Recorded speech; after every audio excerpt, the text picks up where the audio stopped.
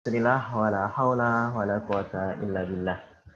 Ya, teman-teman, alhamdulillah pada malam yang berbahagia ini kita kembali dipertemukan di K-pop, tentunya kelas eksklusif dan pementoringan yang tentunya teman-teman yang bergabung di sini nih teman-teman yang eksklusif, teman-teman yang terpilih gitu. Tidak semua bisa mengikuti ini. Nah, teman-teman sebelum kita mulai acara pada malam hari ini, mari kita membuka dengan Al-Fatihah. Al-Fatihah.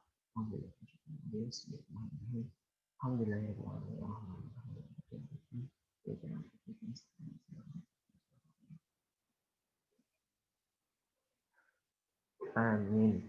Ya, semoga dengan membuka ini dengan umul kitab, acara kita tentunya akan diberkahi Allah Subhanahu wa taala. Nah, teman-teman sekalian, pada malam hari ini kita telah memasuki pada sesi hijrah tentunya ya, yang kemarin kita telah mengulas sebelumnya pada sesi akidah, dan pada saat ini di sesi hijrah ini dengan judul human being. Human being itu apa sih? Human being ya manusia gitu loh. Manusia itu seperti apa?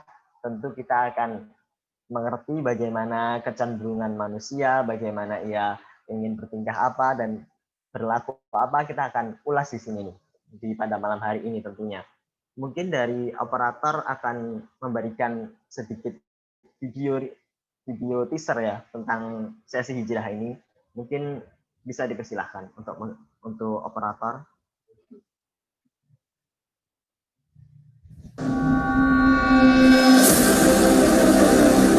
Banyak orang mau berubah, banyak orang hidupnya pengen lebih baik, pengen berhasil lah hidupnya. Tapi kebanyakan dari mereka justru masih bingung. Harus mulai dari mana aku melangkah?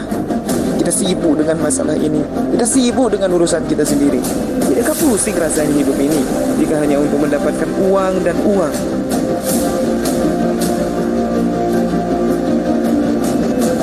Keimanan itu seharusnya membuat kita lebih baik, mendorong kita untuk taat, karena taat itu pasti baik.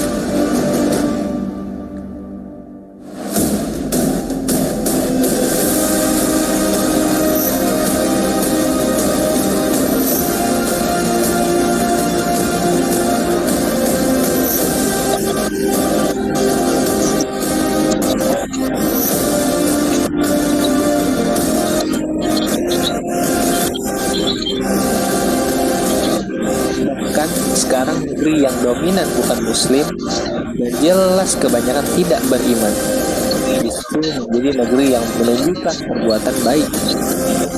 Pertanyaannya, yang salah itu Islam atau umatnya?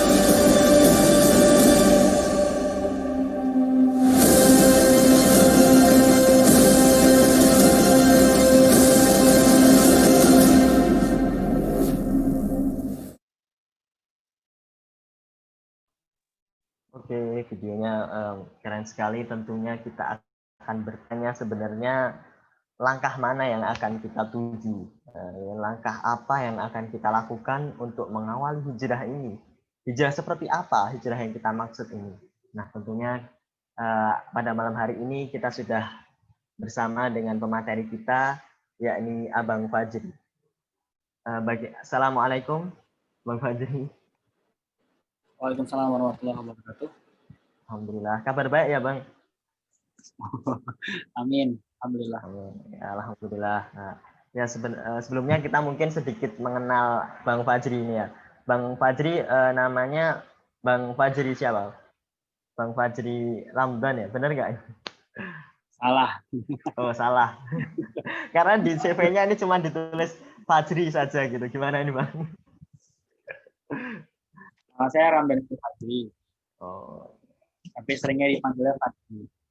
oke. Kalau Instagramnya Fadli. Mau nggak penting banget. Iya, Bang Fajri ini pendidikan terakhirnya ada di S1 Manajemen Keuangan ya. Sekarang tinggalnya di Bintaro, ada di Bintaro ya, warganya Arif Muhammad. Ya, dan Bang Fajri ini dia juga bagian dari Nafas, Yuk Ngaji ID, BPN Indonesia di bagian Kolil, dan sekarang juga merintis usaha gitu ya Bang ya. Mungkin pada malam hari ini Bang Faji udah siap untuk memulai materi kita. Bagaimana Bang?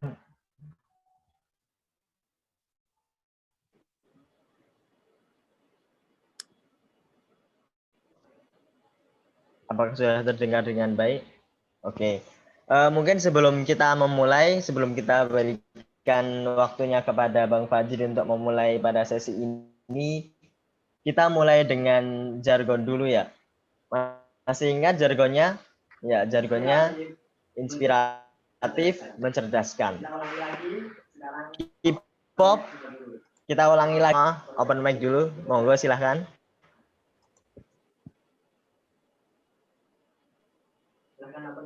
Silahkan open mic dulu. Saya hitung 1, 2, 3. Saya hitung 1, 2, 3. Mencerdaskan. Sekali lagi. K-pop Inspiratif, mencerdaskan. BDM Bergembira. Baik. Oke, terima kasih teman-teman. Oke, sekarang kita sudah tidak sabar lagi untuk menanti materi kita pada malam hari ini ya.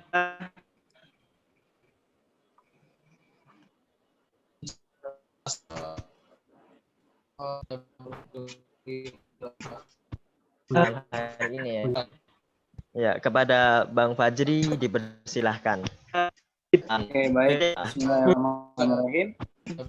Assalamualaikum warahmatullahi wabarakatuh. Waalaikumsalam warahmatullahi wabarakatuh. Ini kalau mau teman-teman matiin kameranya nggak apa-apa ya. Biar nanti teman-teman kita yang dia dapat sinyalnya lemah lembut jadi bisa lebih maksimal, nggak ada masalah.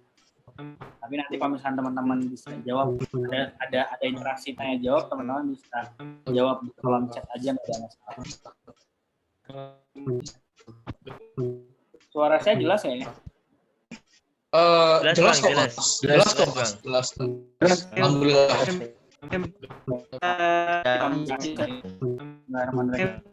Alhamdulillahirabbil alamin, hamdan katsiran thayyiban mayuhibbu rabbuna wa yarda.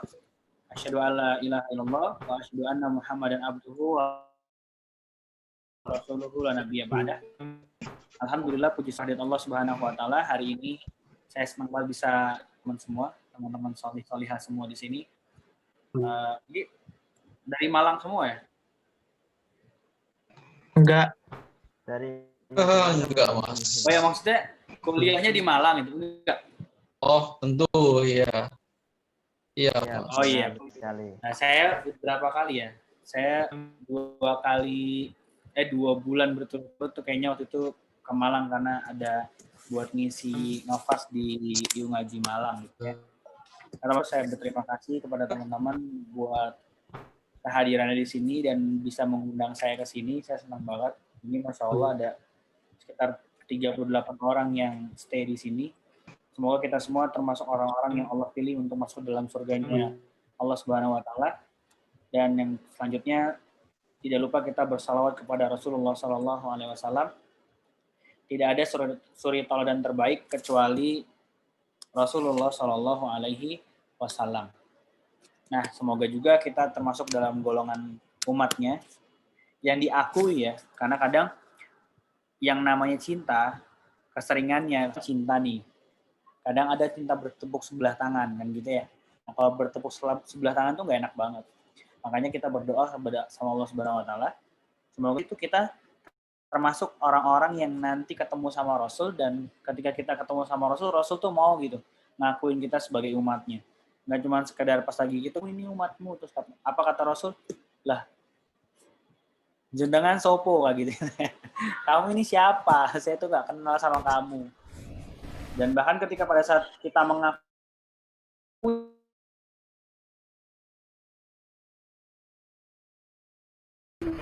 menjadinya kan bertemu tangan ya. Dan kita berharap bahwa kita tidak termasuk orang-orang yang ditinggalkan oleh Rasulullah Shallallahu Alaihi Wasallam. Baik teman-teman semua, hari ini saya diberikan tugas oleh panitia untuk menyampaikan materi yang berjudul Human Being. Tapi sebelum itu teman-teman semua, kita harus tahu sebenarnya kita ini adalah manusia kan begitu ya. Saya pakai slide aja boleh ya? Monggo Bang, monggo. Silahkan.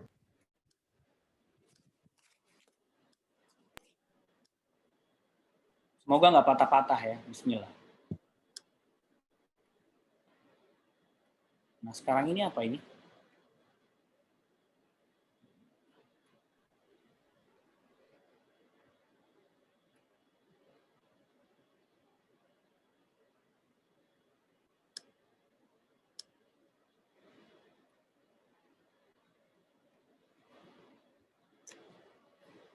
Baik, kita mulai kepada materi. Bismillahirrahmanirrahim. Kita sadar bahwa kita ini adalah seorang manusia, kita ini sebagai seorang hambanya Allah Subhanahu Wa Taala. Ketika kita disampaikan bahwa kita ini adalah hambanya Allah Subhanahu Wa Taala, berarti kita tuh harus selalu taat dan tunduk kepada Allah Subhanahu Wa Taala. Cuma kadang ketika pada saat kita menjadi hambanya Allah Subhanahu Wa Taala, kayak sekarang yang kita rasakan, kita kadang tuh sepertinya hidup itu kayak udah sibuk aja. Paham nggak maksudnya sibuk aja? Kayak begini, kayak yang terjadi ketika pada saat kita misalnya nih kita sampai di Shibuya gitu. Nah, sampai di Shibuya itu orang lalu lalang sangat luar biasa, sibuk luar biasa. Nah, karena kesibukan itu semua sampai akhirnya manusia itu nggak sadar sebenarnya apa sih tujuan manusia itu diciptakan. Ngapain Allah tuh menciptakan manusia? Mau-maunya gitu kan ya. Nyiptain manusia yang katanya para malaikat itu ini tuh manusia tuh mirip-mirip sama iblis. Nanti mereka justru bakal bikin kerusakan gitu. Nah, ketika kita bahas, saya tahu deh, teman-teman di episode sesi akidah kemarin sama siapa ya? Sama Mas Elan nih, kalau nggak salah ya? Sama Mas Habib. Siapa? Mas Habib. Oh salah ya, Bung Elan. Oke, lanjutkan lagi. Nah, di sesi akidah, apakah pernah ada disampaikan tentang Uqdatul Kubro? Sudah Bang. Sudah. Tentunya sudah ya teman-teman. Sudah Bang. Oh enggak. Baik, saya coba bahas sedikit ya. Nah, teman-teman yang dirahmati Allah Subhanahu Wa Taala, ternyata ketika pada saat kita hidup di bumi ini, di dunia ini, itu ternyata Allah memberikan kita sebuah potensi yang sangat luar biasa. Lalu kemudian setelah pada saat Allah memberikan itu semua, Allah itu sebenarnya minta kita untuk mikir, untuk mencari tahu sebenarnya kita ini tuh berasal dari mana. Ibarat kata, kalau teman-teman ketemu sama temannya di mall, kita ketemu sama teman kita nih di mall, antum kira-kira pas lagi nyampe ketemu sama teman di mall, itu apa yang bakal antum tanyakan kepada dia pertama kali? Biasanya itu apa yang terucap? Mau beli apa? Oke, mau beli apa di sini? Kan gitu kan ya. Terus yang lebih defaultnya lagi apa? Dari mana? Biasanya. Apa? Dari mana? Makan. Dari mana? Kamu dari mana? Kan gitu kan ya. Pasti nanya, kamu dari mana? Terus kemudian apa lagi kira-kira yang ditanyain? Mau Bawa kemana? uang enggak? Saya mau minjem. Enggak. Bang utang enggak? Iya. Kita anak kosan banget ya. Di rumahmu ada Indomie nggak sedus gitu? Aku mau numpang. Nggak gitu ya. Tadi bagus tuh ada yang jawab. Dari mana kamu gitu? Kemudian ada lagi nggak pertanyaan yang lain yang kira bisa kemana? ditanya? Mau kemana? Oke, mau kemana? Ya kan yang defaultnya pasti tanya mau kemana. Terus apa lagi? Ada nggak yang lain? Sama siapa? Sama siapa? Tuh, ntar lama-lama nyanyi. Kamu di mana? Sama siapa? Ya teman-teman semua, itu jawaban-jawaban yang mungkin default. Tapi yang lebih mendekati lagi adalah kita pasti akan bertanya, kamu dari mana tadi? Setelah kita tahu dia dari mana, terus kita tanya gini kan, walaupun kita tahu Walaupun kita tahu itu tuh di swalayan, jelas-jelas dia mau belanja, tapi pasti kita bakal nanya gini, kamu ngapain ke sini? Kan gitu kan ya? Untuk apa kamu ke sini? Terus kemudian yang ketiga kita harus nanya, abis gini mau kemana? Kalau nggak kemana-mana kita hangout yuk. Kan kurang lebih seperti itu kan ya? Nah itu ternyata di dalam Islam, pertama kali ketika kita hadir di muka bumi ini, harusnya yang harus kita tanyakan adalah hal tersebut. Apa hal itu? Halnya itu adalah tentang Uqdatul Kubro. Dari mana aku berasal? Untuk apa aku diciptakan? Akan kemana aku setelah ini? Ini tuh pertanyaan default yang mestinya kita pertanyakan dulu terlebih dahulu ketika kita hadir di muka bumi ini. Enggak cuman sekedar asal-asalan jalan gitu. Apa nggak maksudnya jalan? Kayak teman-teman bangun tidur, tiba-tiba bangun tidur di Zimbabwe. Itu kan harusnya kita mikir ya, ini gue tuh dari mana tadi ya, kok tiba-tiba ada di sini ya? Terus gue ngapain ya di sini ya? Terus abis gini gue mau kemana ya? Kan harusnya mikir seperti itu kan. Tapi yang kita lakukan justru nggak itu. Apa yang kita lakuin? Yang kita lakuin ternyata malah kita, wow ini Zimbabwe. Wah gue harus kesoyan begini, gue harus ke nyari kos-kosan, gue harus begini dan sebagainya. Enggak. Yang harusnya pertama kali teman-teman lakukan, yang harusnya kita pertanyakan pertama kali adalah tentang Uqdatul Kubro. Apa itu Uqdatul Kubro? Uqdah itu adalah ikatan atau simpul, kubro itu adalah besar. Jadi simpul besar yang kalau kita bisa menjawab ini secara 100%, maka pertanyaan-pertanyaan yang lain itu akan bisa buka semuanya. Ilustrasinya seperti ini. Pernah buka atau pernah lihat karung beras Goni? Yang karung Goni tuh, yang coklat? Ya, pernah. Nah ya. Nah, gimana caranya buka karung Goni tersebut? Ditarik. Benangnya dilepas, Mas. Benangnya ditarik sih. Ya kan digunting. Atau kita cari satu tali. Cari satu tali kita tarik. Ketika kita tarik satu tali itu, maka nanti tapi karung Goni tersebut itu akan terbuka dengan gampang. Tapi kalau kita salah tarik tali, maka yang terjadi adalah itu karung Goni bukan kebuka, malah makin buntet, malah makin susah untuk dibuka. Nah, tali yang tadi benar kita pakai untuk membuka karung Goni itu namanya Uqdatul Kubro. Maka penting ini untuk dipertanyakan.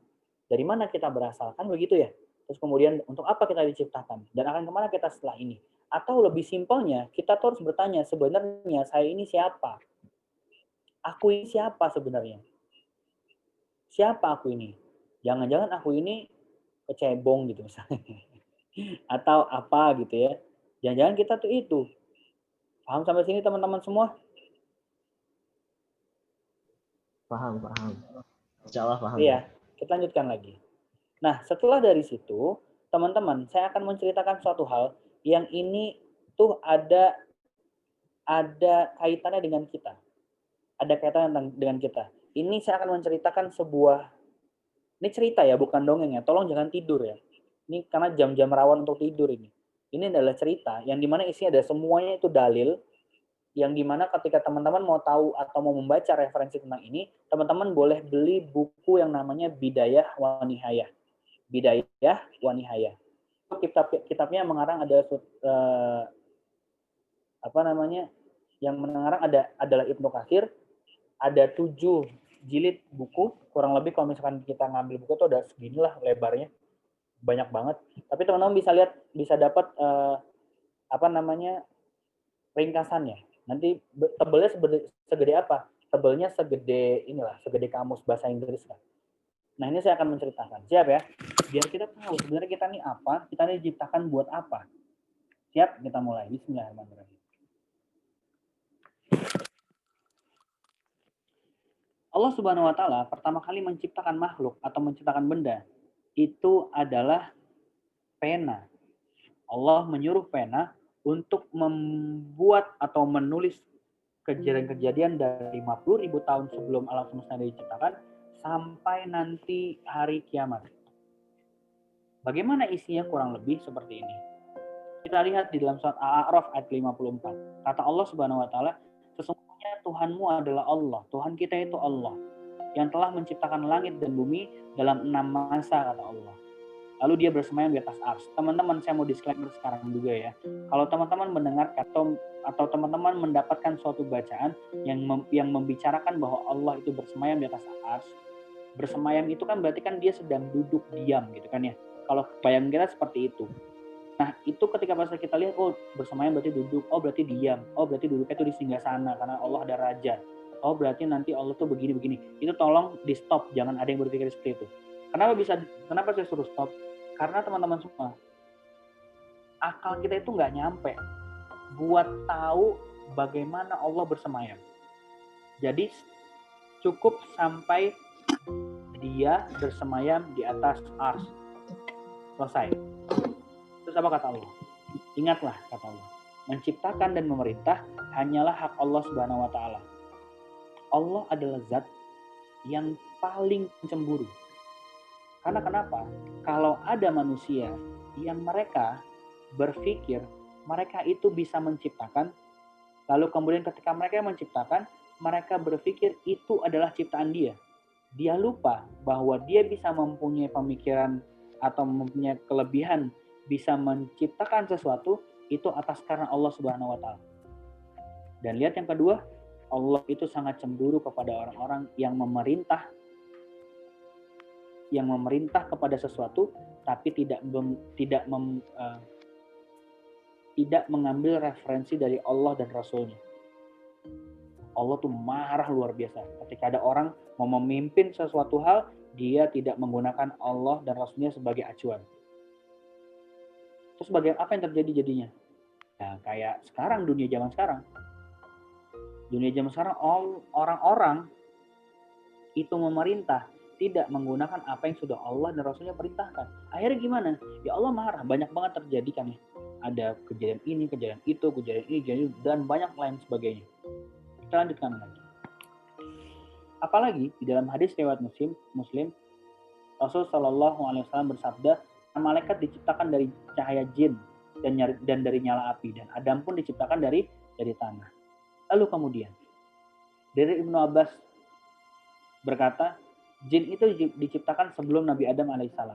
Lalu kemudian Allah menjadikan keturunan Hin dan Bin, ini adalah klan dari jin ya, dari golongan jin tersebut untuk menghuni bumi. Jadi sebelum manusia diciptakan oleh Allah Subhanahu wa taala, Allah memerintahkan jin untuk tinggal di bumi, untuk mengatur bumi, untuk sama seperti apa yang dilakukan sama para manusia. Lalu kemudian ternyata mereka saling membunuh, mereka sudah lagi saling membunuh, mereka bikin kerusakan dan lain sebagainya. Kemudian apa yang dilakukan sama Allah Subhanahu wa taala?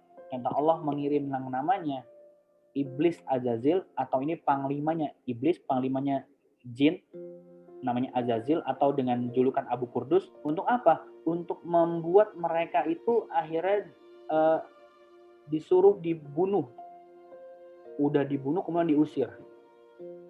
Lalu kemudian dan si Hin dan Bin tersebut mereka pergi ke tengah laut. Maka betul mitos-mitos yang bilang bahwa di laut itu ada yang namanya jin. Pernah dengar? Nah ya, seringnya tuh kalau kita paling hafal tuh di ini pantai selatan, ya kan ya, di pantai selatan tuh ada jinnya itu, ada si Nyi Roro Kidul gitu. Kalau ke sana tuh nggak dibolehin pakai baju warna hijau, gitu kan ya. Kalau pakai baju warna hijau ke sana, nanti kita akan terkena bahaya. Kalau saya sih nggak takut. Kenapa saya nggak takut? Karena ngapain takut sama jin? Lagian juga ya, Allah sudah bilang sama kita, kalau apa aja yang di laut itu halal untuk dikonsumsi. Maka kalau misalnya ada Nyi Roro Kidul yang ketemu sama saya makan. Gaya banget ini. Ini kalau ketemu juga saya belum tentu berani. Tapi begitu kata Allah kan ya, makan aja udah. Itu intermezzo ya. Nah teman-teman semua pahamilah bahwa sebenarnya betul bahwa jin itu mereka bersemayam di banyak sekali di pulau-pulau di tengah laut. Tapi jangan takut. Karena memang dunia dia sama dunia kita berbeda. Kalau misalkan ada orang yang bisa ngelihat jin, berarti dia error, dia mesti diruqyah itu. Secara defaultnya jin itu nggak bisa kita lihat. Lanjutkan lagi. Kemudian Allah bilang, Allah menciptakan Adam dengan tangannya sendiri. Nih sekali lagi, Allah menciptakan Adam dengan tangannya sendiri. Kita nggak punya referensi sama sekali bagaimana Allah mempunyai tangan, bagaimana Allah menciptakan Adam, nggak punya. Cukup imani sampai kepada Allah menciptakan Adam dengan tangannya yang mulia. Lalu kemudian ketika Allah menciptakan Adam, Allah Subhanahu wa taala mengusap punggung Adam, maka dari punggung tersebut muncullah ruh. Nah, gitu ya. Setiap ruh yang menyerupai biji atom itu berjatuhan semuanya. Kita ada di situ salah satunya. Lalu kemudian ceritanya dilanjutkan lagi.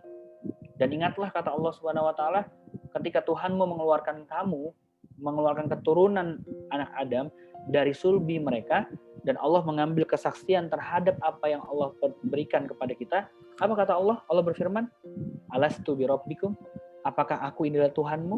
Apakah aku ini adalah zat yang nanti akan kamu sembah? Lalu kemudian apa kata kita? Kita menjawab, qalu bala syahidna ya Allah. Betul ya Allah, engkau adalah Tuhanku. Lalu kemudian Allah mengadakan janji persaksian tersebut agar nanti di hari kiamat kita nggak jadi orang yang ingkar. Gue nggak pernah tahu kok tentang hal tersebut. Nih saya cuma kasih tahu teman-teman, kita pernah ngomong seperti itu. Kita beriman kepada Allah daripada saat Nabi Adam diciptakan. Tapi saya nggak ingat mas. Nah ini makanya diingetin. Dan ini turun dari siapa? Dari Allah Subhanahu Wa Taala yang dimasukkan ke dalam surat Al-A'raf ayat 172. Maka barang siapa yang sudah membuktikan Allah adalah Tuhannya, tidak bisa dia pungkiri, maka berarti kata-kata Allah di dalam Al-Quran, kata-kata Allah di dalam surat Al-A'raf ayat 172 ini itu adalah benar. Dan kalau misalnya kita mengingkari, apa jadinya? Kalau kita mengingkari, jadinya adalah kita termasuk orang-orang yang munafik. Kita termasuk orang-orang yang mengingkari Allah Subhanahu Wa Taala. Apa akibatnya? Kita akan dijadikan sebagai bahan bakarnya api neraka, yang dimana bahan bakar api neraka ini untuk membakar orang-orang kafir. Berarti enak dong jadi orang kafir. Siapa bilang loh itu di neraka kok? Lebih enak jadi orang Islam, lebih enak jadi orang Muslim yang udah dijamin sama Allah nanti masuk dalam surga. Tapi kalau misalkan kita itu nggak bikin macam-macam di dunia, gitu ya. Jadi jangan milih, ya udahlah enaknya jadi orang kafir, enggak juga. Sangat nggak enak justru. Dari Ubay bin Ka'ab, dia berkata, ruh tersebut dikumpulkan, lalu dijadikan berpasang-pasangan. Lihat kata-katanya, ruh tersebut dikumpulkan, lalu dijadikan berpasang-pasangan. Berarti urusan jodoh, wis rampung urung. Ampun. Rampung. Tenang, nggak usah pusing lagi sama yang namanya jodoh. Kemudian setelah dari situ, kemudian dibentuk, dan baru setelahnya diambil lagi janji persaksian. Kemudian Adam di hadapan mereka, semua yang Adam lihat itu dilihat, loh, kok ini ada yang ganteng ya? Kok ada yang jelek ya? Kok ada yang kaya ya? Kok ada yang miskin ya? Ada yang gendut ya? Ada yang kurus. Ada yang belo, ada yang sipit. Sipit. Terus kemudian apa kata Nabi Adam? Ya Allah, kenapa sih dibikin berbeda-beda kayak gini? Kenapa nggak dibikin sama aja? Terus kemudian Allah bilang apa? Sesungguhnya aku sangat suka untuk aku disyukuri. Ini poinnya. Sesungguhnya aku sangat suka untuk diriku disyukuri. Lalu kemudian dilanjutkan lagi ceritanya. Ingatlah kata Allah, ketika Tuhanmu berfirman kepada para malaikat, Inni ja'ilun fil ardi khalifah. Aku hendak menjadikan seorang khalifah di muka bumi. Lalu kemudian para malaikat bilang, loh, kenapa engkau menjadikan di bumi ini orang-orang yang akan membuat kerusakan juga ya Allah? Yang akan menumpahkan darah juga ya Allah? Bukankah kamu sudah pernah punya yang namanya iblis yang pasti bakal ngelakuin itu juga? Kenapa bikin yang mirip-mirip kayak dia juga? Padahal kamu ini punya aku, kata malaikat. Saya ini selalu taat sama engkau ya Allah. Saya ini selalu bertasbih sama engkau ya Allah. Saya ini selalu mensucikan engkau ya Allah. Saya ini selalu berzikir kepada engkau ya Allah. Lalu apa kata Allah Subhanahu wa Ta'ala? Allah bilang, sesungguhnya aku lebih mengetahui dan kamu tidak mengetahui apa-apa. Kenapa bisa seperti ini? Nanti kita bahas di slide-slide berikutnya. Kita lanjutkan lagi. Kemudian di dalam hadis riwayat Ahmad, Rasul bilang, Allah itu menciptakan Adam setinggi 60 hasta. 60 hasta itu kurang lebih, kalau ini tuh sekitar berapa senti ya? 60 hasta itu kurang lebih sekitar 30-an meter. Makanya ketika pada saat dibilang 30-an meter, Nabi Adam itu kan diceritakan beliau alaihissalam ketemu sama Hawa, itu kan di atas Jabal Rahmah ya. Itu kalau misalkan ada lagi pendapat yang menyebutkan bahwa ternyata bertemunya Adam dengan Hawa itu di Jabal Rahmah, itu sebenarnya bukan di atas bukitnya, Tapi itu tempat bersandarnya mereka berdua. Saking tingginya mereka. Nah, terus kemudian kata Allah Subhanahu wa taala dalam surat ke-31-nya Al-Baqarah, dan dialah Allah yang mengajarkan kepada Adam nama-nama benda seluruhnya. Wa 'allama Adama asma'a kullaha. Lanjutkan lagi. Dan ingatlah kata Allah, ketika kami berfirman kepada malaikat, sujud kalian semua kepada Adam. Allah memerintahkan malaikat bersujud. Maka sujudlah para malaikat. Lalu kemudian setelah dari situ ada yang nggak sujud. Siapa itu? Iblis. Iblis itu nggak sujud. Iblis itu nggak mau nurut sama Allah Subhanahu Wa Taala. Iblis itu cemburu. Iblis itu kesel gitu ya. Terus kemudian apa yang ternyata dilakukan sama si iblis? Iblis enggan dan takabur. Aba wastakbar. Lalu kemudian Allah bilang, dan masuklah mereka ke dalam golongan orang-orang kafir. Lalu kemudian Allah berfirman, apa yang menghalangi kamu untuk bersujud kepada Adam? Sujud di sini bukan berarti dia harus menyembah Adam, enggak. Tapi kamu diminta untuk menghargai ciptaan Allah yang satu ini nih. Ini sangat luar biasa ini. Ini masterpiece ini. Terus kemudian Allah bilang, si iblis bilang, ya Rob, ana khairum minhum ya Rob. Aku ini lebih baik daripada mereka ya Allah. Ini penyakit-penyakit yang terjadi, yang didapati sama orang-orang yang dia sudah berhijrah. Ngerasa diri dia tuh lebih baik. Ngerasa diri dia tuh kayak udah habis dari kubangan, keluar dari kubangan, kemudian bersih, udah mandi. Sedangkan dia melihat orang-orang lain, itu seperti apa? Seperti orang-orang masih dalam kubangan. Itu nggak boleh, teman-teman. Itu nggak boleh. Berarti kalau misalnya ada orang yang lakukan seperti itu, berarti di hatinya itu ada ciri-ciri iblis di dalam dirinya. Terus dia bilang apa lagi? Khalaqtani min nar ya Rabb, wa khalaqtahu min tin. Saya diciptakan dari api dan mereka diciptakan dari tanah. Lah, ada nggak redaksinya bahwa Allah membanding-bandingkan antara manusia dengan iblis ketika Allah bilang seperti ini? Enggak. Yang diminta sama Allah adalah kamu bersujud wahai iblis kepada Adam. Bukan berarti kamu diminta menyembah, tapi kamu hargai nih apa yang sudah aku buat. Dan coba lihat teman-teman semua, siapa yang membandingkan suatu hal kepada yang lain. Kalau ada orang yang suka membanding-bandingkan orang lain dan kemudian dia berpikir bahwa dia lebih tinggi dibandingkan manusia yang lainnya, berarti ada sifat-sifat iblis di dalam dirinya. Hati-hati. Iblis ini dia udah visioner dia. Kalau dia visioner, harusnya dia tahu bahwa sekarang ini harga tanah tuh naik terus-terusan. Iya kan? Harga tanah naik. Sedangkan gas LPG 13.000 atau 20.000, terus gas LPG yang gede berapa? 120.000. Bisa beli apa 120.000 buat di tanah? Nggak cukup. Itu bercanda. Lanjut ya. Allah berfirman, turun kamu dari surga. Suruh semuanya turun, iblis turun dari surga. Karena kamu tidak sepatutnya, kata Allah, buat menyombongkan diri depan saya, kata Allah. Aku ini pencipta kamu. Maka keluarlah kalian semua. Sesungguhnya kamu termasuk orang-orang yang hina. Udahlah diusir, terus kemudian begitu bilang apa? Sama kayak ketika kita membuat kesalahan kepada orang lain, terus kita bilang, udahlah dia begini-gini, kita ngadu domba dia, terus kemudian setelah pada saat dia diadu domba sama kita, si orang yang kita aduin, yang kita sedang ngadu itu, dia bilang, wah saya nggak terima ya kayak begitu ya, kamu pergi sana. Kemudian pas kita udah mau pergi, dia bilang, kita bilang gimana? Mohon maaf, saya tadi keceplosan, mohon maaf. Ya enggak, kasih gue waktu lagi deh, kasih gue kesempatan sekali lagi biar gue bisa memperbaiki diri. Iya nggak? Ada nggak kayak gitu? Ada kan? Nah terus kemudian apa kata Allah? Kata iblis bilang, bentar ya Allah, time's up, tunggu dulu.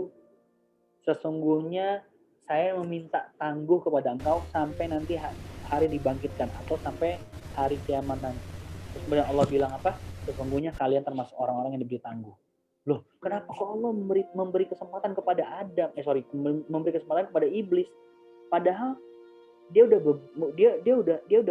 berbuat jahat gitu. Dia udah berbuat zalim kepada diri sendiri dan dia sudah ingkar kepada Allah Subhanahu wa taala. Kok bisa? Allah tuh masih memberikan maaf. Itulah Allah. Itulah Allah Tuhan kita. Dia adalah zat yang sangat luar biasa pengampun. Dia tuh tidak melihat bagaimana brengseknya seseorang, tapi dia lihat kalau itu ada orang ada itikat baik, maka Allah menunggu itikat baik kita tersebut. Lanjut lagi. Iblis bilang, karena engkau telah menghukum saya tersesat ya Allah, maka saya akan benar-benar menghalang-halangi manusia dari jalan engkau yang lurus ya Allah. Kemudian saya akan mendatangkan mereka di depan, kiri, kanan, belakang gitu. Biar kita apa? Biar mereka tahu bahwa kita itu tidak akan mendapati, Allah itu tidak akan mendapati kebanyakan dari kita itu bersyukur. Bersyukur. Maka betul, kita ini dijaga sama empat setan. Coba lihat depan, belakang, kiri, kanan. Siapa tahu ada yang ngambang. Coba cek. Nggak ada lah ya. Lanjutkan. Allah berfirman, keluarlah kamu dari surga, kata Allah. Sebagai orang yang terhina lagi terusir, kata Allah. Barang siapa yang di antara mereka yaitu manusia mengikuti kamu benar-benar, aku akan mengisi neraka jahanam, kata Allah Subhanahu wa taala, dengan kamu semuanya.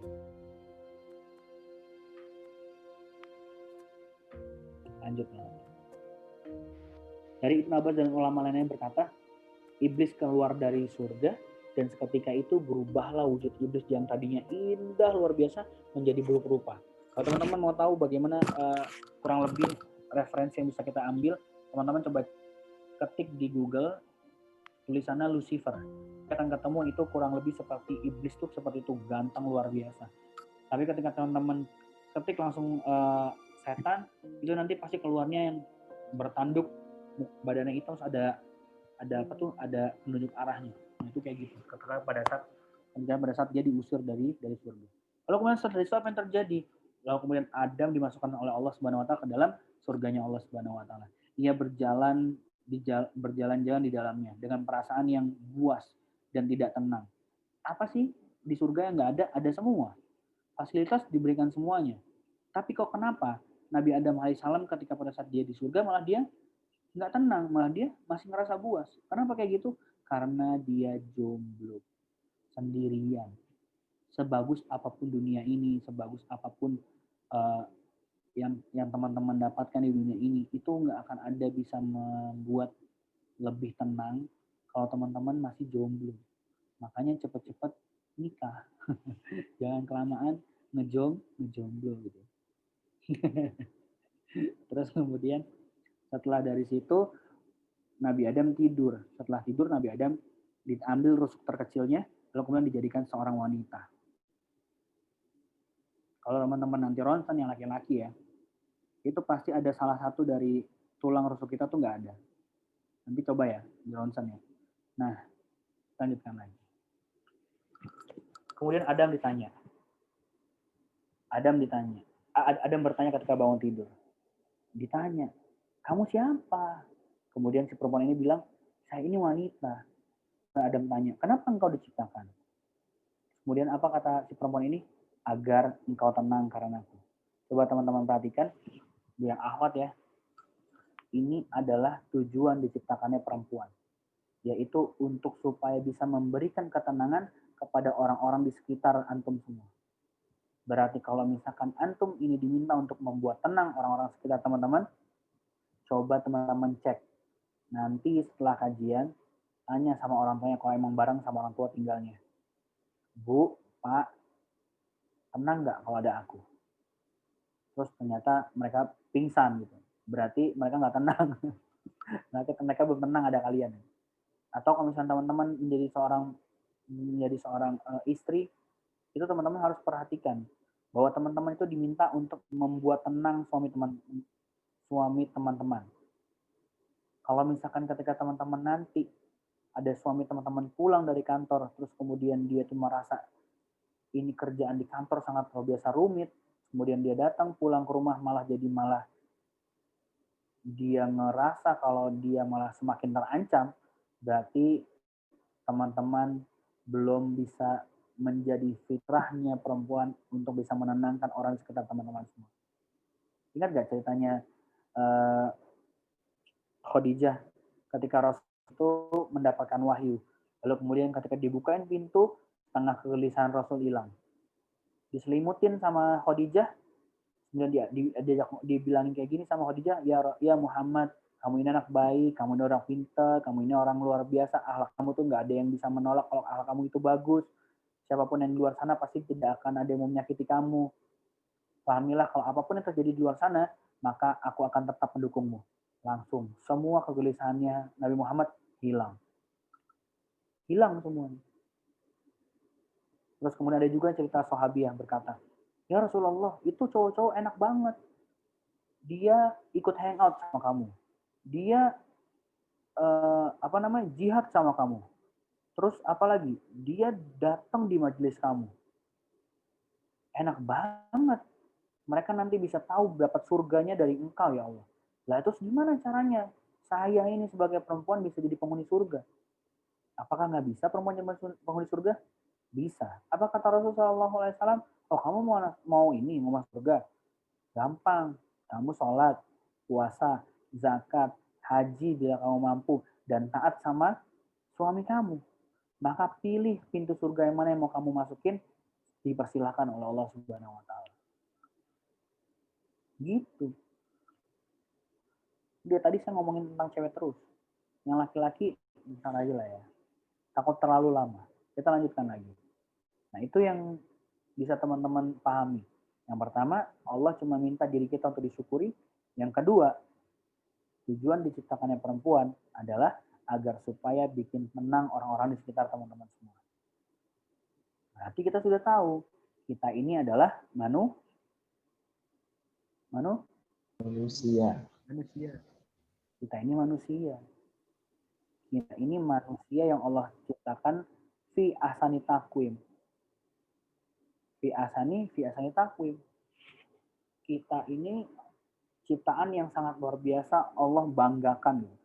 Nah, manusia ternyata Allah berikan kepada kita potensi-potensi yang sangat luar biasa. Pernah nggak lihat ada orang bisa main piano sangat luar biasa hebat? Maxim contohnya. Itu kan luar biasa, tangannya sampai bisa belibet-belibet gitu. Terus ada manusia juga yang bisa lompat parkur. Ada juga orang yang bisa nyundul bola terus menerus nggak jatuh-jatuh, atau dia dribbling dan menggunakan kakinya nggak jatuh-jatuh. Pertanyaannya adalah, apa iya Allah nyiptain kita itu untuk main piano terus menerus? Apa iya Allah nyiptain kepala kita ini untuk nyundul bola terus menerus? Apa iya Allah nyiptain kaki ini untuk nendang bola terus menerus? Kira-kira pertanyaan kayak begini bisa dijawab sama akal atau kita mesti tanya sama Allah Subhanahu wa Ta'ala?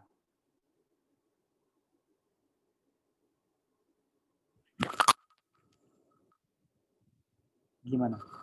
Mesti dijawab pakai akal atau kita tanya sama Allah? Tanya sama Allah. Kalau emang betul ternyata pas kita tanya sama Allah, emang ternyata Allah ternyata betul nyuruh kita buat nyundul bola, ya kita lakuin. Tapi kalau misalkan enggak, ya kita mesti fair. Kenapa kita mesti fair? Karena kita ini tidak merasa memilih apa yang ada di dalam badan kita. Betul nggak? Benar nggak? Contoh nih ya, teman-teman milih apa nggak buat lahir jadi orang Jawa misalnya? Enggak. Ada nggak yang milih punya ibu kayak apa? Enggak kayak juga. Teman-teman punya sekarang? Enggak ada. Kita tuh nggak pernah mesen. Kita tuh nggak pernah pre-order bahasanya. Berarti ada zat yang memberikan itu kepada kita.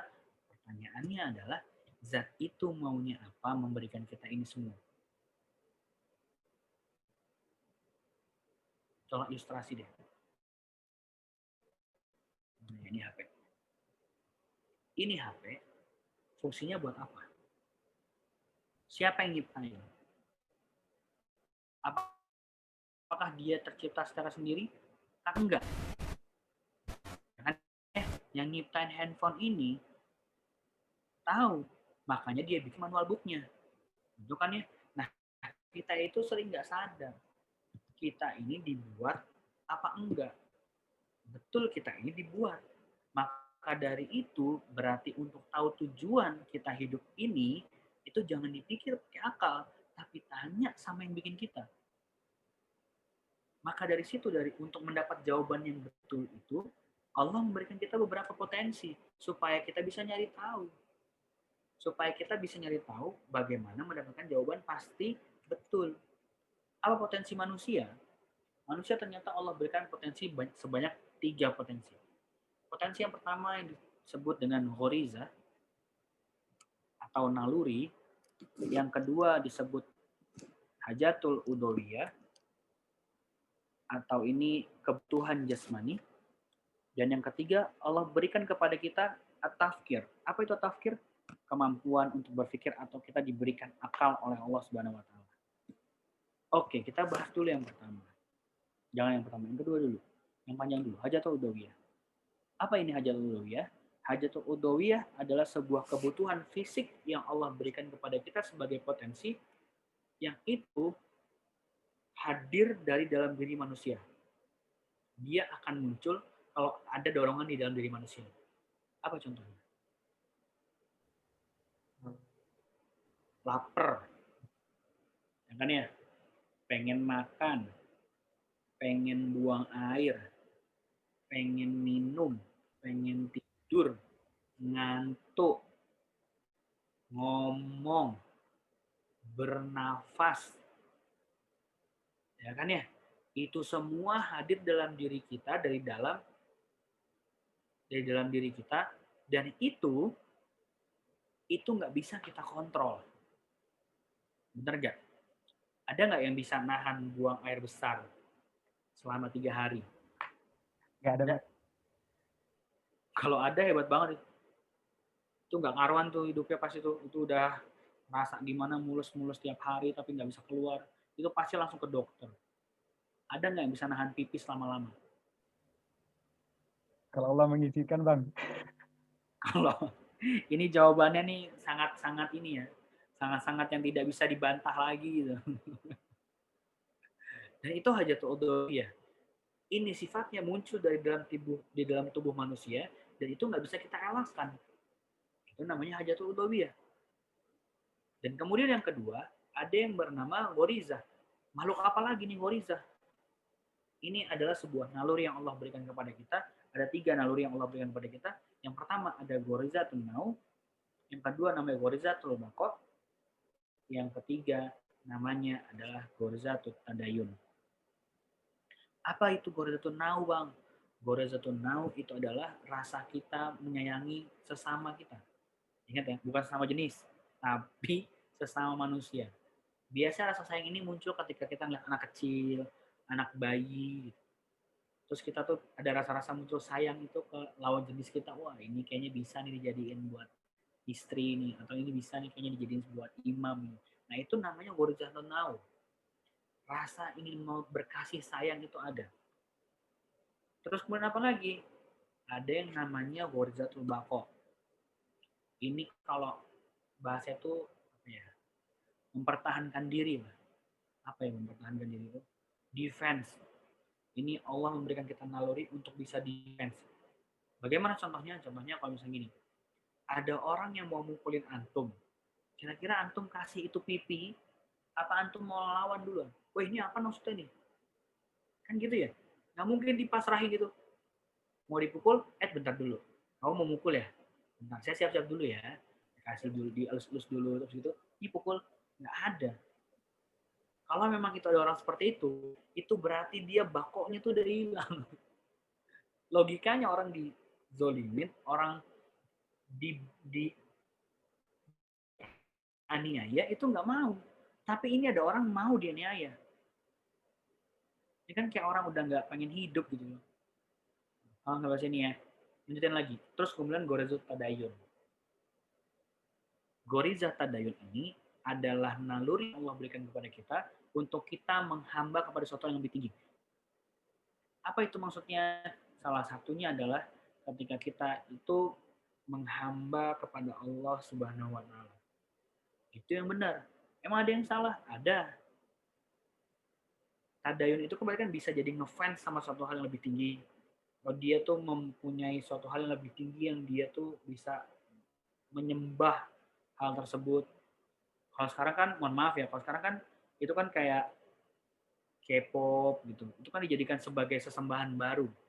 Atau kayak drama, ya misalkan Sajang Nim, Nam Dosan, atau enggak Han Ji Pyong, itu jadi sesembahan baru buat anak sekarang. Loh, Mas Haji kok tahu startup? Iya, saya biar bisa ngobrol sama teman-teman, makanya saya cari referensi. Apa yang lagi rame sekarang? Oh, startup. Wih, ada yang nggak paham. Bagus. Penting sekali ya. Bercanda-bercanda. Nah, itu namanya ghorizatul tadayun. Nah, ghorizatul tadayun atau ghoriza secara umumnya ini sifatnya netral. Kalau tadi ada yang namanya hajatul udhawiyah, itu dia muncul dengan sendirinya dan memang nggak bisa kita elakkan. Beda dengan goriza. Goriza ini muncul bukan dari dalam diri kita, tapi dari luar. Dan ingat, goriza ini sifatnya netral. Dia ini netral. Dia ini ibarat kata Naruto, dia nggak mungkin bisa ngeluarin Kyuubi kalau nggak bikin Naruto-nya marah. Nah, paham nggak tuh pada kayak gitu ya? Paham. Nah, ngerti ya. Nah, kalau gitu paham ya. Insya Allah. Dari tadi tapi saya ngomongnya film terus ya. Karena saya sufi. Saya tuh golongan-golongan sufi. Apa itu sufi? Saya suka film, makanya saya nonton. Lanjutin lagi. Nah, terus kemudian teman-teman semua, berarti ghorizah ini itu nggak akan muncul kalau kita nggak menstimulus itu. Dia nggak akan muncul yang namanya nau kalau kita nggak pernah menstimulus. Bagaimana mungkin bisa ada rasa cinta kepada perempuan, ada hasrat kepada perempuan, kalau dia tidak pernah melihat perempuan? Ngerti ya? Gimana cara bisa sayang sama anak kecil kalau dia nggak pernah lihat anak kecil? Terus lagi nih ya, Gorizatun Now itu kan berarti kan ada juga hasrat untuk apa ya? Itu kayak hasrat hawa nafsu gitu loh. Gak mungkin ada orang ngeliat tembok dia nafsu. Error itu orang itu. Itu ada yang ngeliat tembok dia tiba-tiba nafsu gitu. Itu aduh aneh banget. Ngeliat flash disk pengen dikawinin, aduh itu aneh banget. Menara Eiffel mau dikawinin itu aneh banget. Tahu ya? Pernah ya tahu ya? Orang-orang Prancis sana tuh bisa kalau antum udah hopeless banget nggak bisa dapetin ahwat gitu ya. Tahu. Antum pergi aja ke Prancis. Ambil barang yang paling antum cintain, antum ke Prancis bilang, saya mau nikah nih sama tanaman ini. lagi hype kan ya. Atau saya mau nikah nih sama ikan cupang. Lagi rame juga itu. Atau saya sayang banget nih sama sepeda saya mau nikah sama sepeda saya. Silakan. Tapi itu berarti dia sudah merusak naluri yang sudah Allah berikan kepada dia. Paham sampai sini ya? Begitupun dengan gorizah tadayun. Kalau kita dibilangi kita mencintai Allah Subhanahu wa taala, kita nggak mungkin bisa cinta sama Allah Subhanahu wa taala kalau kita nggak nyari tahu Allah itu bagaimana. Allah itu siapa? Makanya dari situ Allah memberikan kita sesuatu hal yang lebih dibandingkan orang lain. Yaitu, bukan dari orang lain.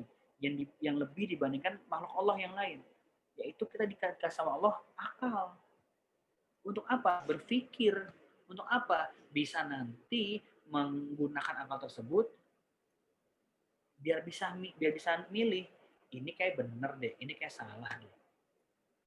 Maka dari situ teman-teman semua, kita lanjutkan lagi, ada yang namanya berpikir. Dan berpikir itu mempunyai syarat.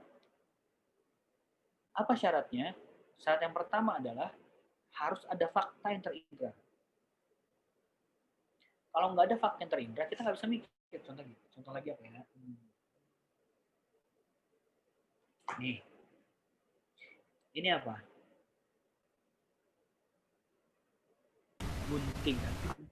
Kenapa teman-teman tahu ini gunting? Karena teman-teman udah pernah melihat itu tuh gunting. Yang kedua, dari teman-teman tahu ini gunting, udah teman-teman bisa lihat, bisa mendengar, itu teman-teman punya panca indera. Buat apa? Panca indera itu digunakan untuk supaya bisa melihat faktanya. Minimal harus ada 2, mata dan telinga. Penglihatan dan pendengaran. Itu minimal tuh dari 5, minimal ada 2. Terus kemudian ada apa lagi? Ada tempat penyimpanan, yaitu otak. Punya otak semuanya? Alhamdulillah. Alhamdulillah. Kalau nggak punya, coba Alhamdulillah punya. Padang tanya. Otak ada gitu, pasti ada. Lanjut ya. Nah, setelah dari kita udah pernah melihat, kemudian kita punya panca indera, kemudian kita punya otak, ini yang paling beda dibandingkan makhluk Allah yang lain. Allah memberikan kita maklumat as-sabiqah. Syarat berpikir itu harus ada maklumat asabiko atau informasi sebelumnya atau pengetahuan sebelumnya. Nggak mungkin teman-teman bisa nyebut ini namanya gunting kalau nggak ada yang ngasih tahu kalau ini namanya gunting. Paham sampai sini? Nah, itulah manusia. Itulah manusia, itulah kita. Kita Allah ciptakan sangat luar biasa. Allah berikan kita salah satunya otak. Buat apa? Buat apa otak? Otak itu Allah berikan kepada kita untuk mengingat banyak hal. Allah berikan kepada kita otak, itu sangat luar biasa. Coba teman-teman lihat di situ. Kita tuh bisa ingat 100 miliar bit. Maka dari situ wajar ada orang kayak Ustadz Adi Hidayat, pojok kiri bawah, pojok kiri atas. Karena kenapa? Karena dia memaksimalkan fungsi otaknya. Lah kayak kita ini kayaknya berapa bit yang bisa kita pakai ya? Kalau Nintendo itu 8 bit, Sega itu 16 bit, PS5 sekarang berapa bit ya? 64 bit kan ya? Jadi tapi itu 32. udah yang diciptakan manusia. Lah ini manusia dikasih akal tapi kok nggak dipakai otaknya buat nyari tahu siapa Tuhannya, kan lucu gitu. Paham ya sampai sini ya? Apalagi Allah berikan lagi kepada kita jantung, gedenya segede gini doang, tapi bisa mengalirkan darah ke seluruh tubuh. Coba bayangin antum semua. Di mana panjang pembuluh darahnya itu kurang lebih kalau ditarik semuanya itu jadi satu, pembuluh darah yang besar, yang kecil, yang tipis-tipis itu semuanya itu panjangnya 96.000 km atau kurang lebih sama seperti kita mengelilingi bumi itu sebanyak 2,5 kali. Coba dalam waktu 23 detik darah bisa mengalir ke seluruh tubuh. Insya Allah. Terus juga mata. Allah ngasih kita di sini tuh mata. Coba bayangin kalau misalnya Allah memberikan kita mata tuh di telunjuk antum semua.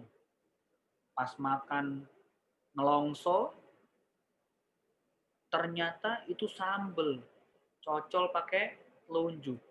Apa kabar? Sebelah, aduh pedes. Padahal itu mata kita di situ. Dan Allah berikan kita mata juga luar biasa. Nggak kayak lensa. Coba kalau mata kita bisa dipakai zoom in zoom out. Pusing itu di jalan. Lagi enak-enak mau menikmati pemandangan, dibikin zoom in dulu, zoom out aja biar makin jauh pandangannya, biar lama-lama melihat ciptaan Allah. Ternyata di depan ada tiang listrik, ketabrak jeder, orang-orang bingung, kenapa kok bisa ketabrak mas? Tiang listrik ditabrak. Oh iya, mohon maaf, saya belum ngebikin mode normal lagi, ini lagi masih pakai zoom out, aneh. Makanya Allah memberikan kita tuh ciptaan sangat luar biasa. Fi ahsani taqwim. Nah itu namanya hardware. Kalau dari kepala, pundak, lutut, kaki gitu ya. Dari kepala, badan, tangan, kaki gitu. Kira-kira mana yang penting untuk kita jaga? Yang mana? Yang paling penting mana? Mana? Otak. Ada otaknya. Otak bang. Nah, atau bisa dibilang kepala ini mesti kita jaga gitu kan ya. Lebih krusial lagi berarti akal ini harus kita jaga. Atau otak ini harus kita jaga. Ada dua lah bisa yang paling penting di manusia kan, ada otak sama hati. Coba ya, kalau antum ketusuk badannya, jantungnya kena, itu masih bisa ada kemungkinan hidup itu. Tapi coba kalau misalkan kepala antum ketebas, selesai itu hidupnya. Assalamualaikum warahmatullahi wabarakatuh itu langsung. Ya kan ya? Nah, itu namanya otak itu adalah hardware, ada softwarenya. Apa softwarenya? Berarti softwarenya adalah akal. Dan ternyata kita manusia ini terbentuk atas apa yang bisa kita lihat. Balik nih. Ya.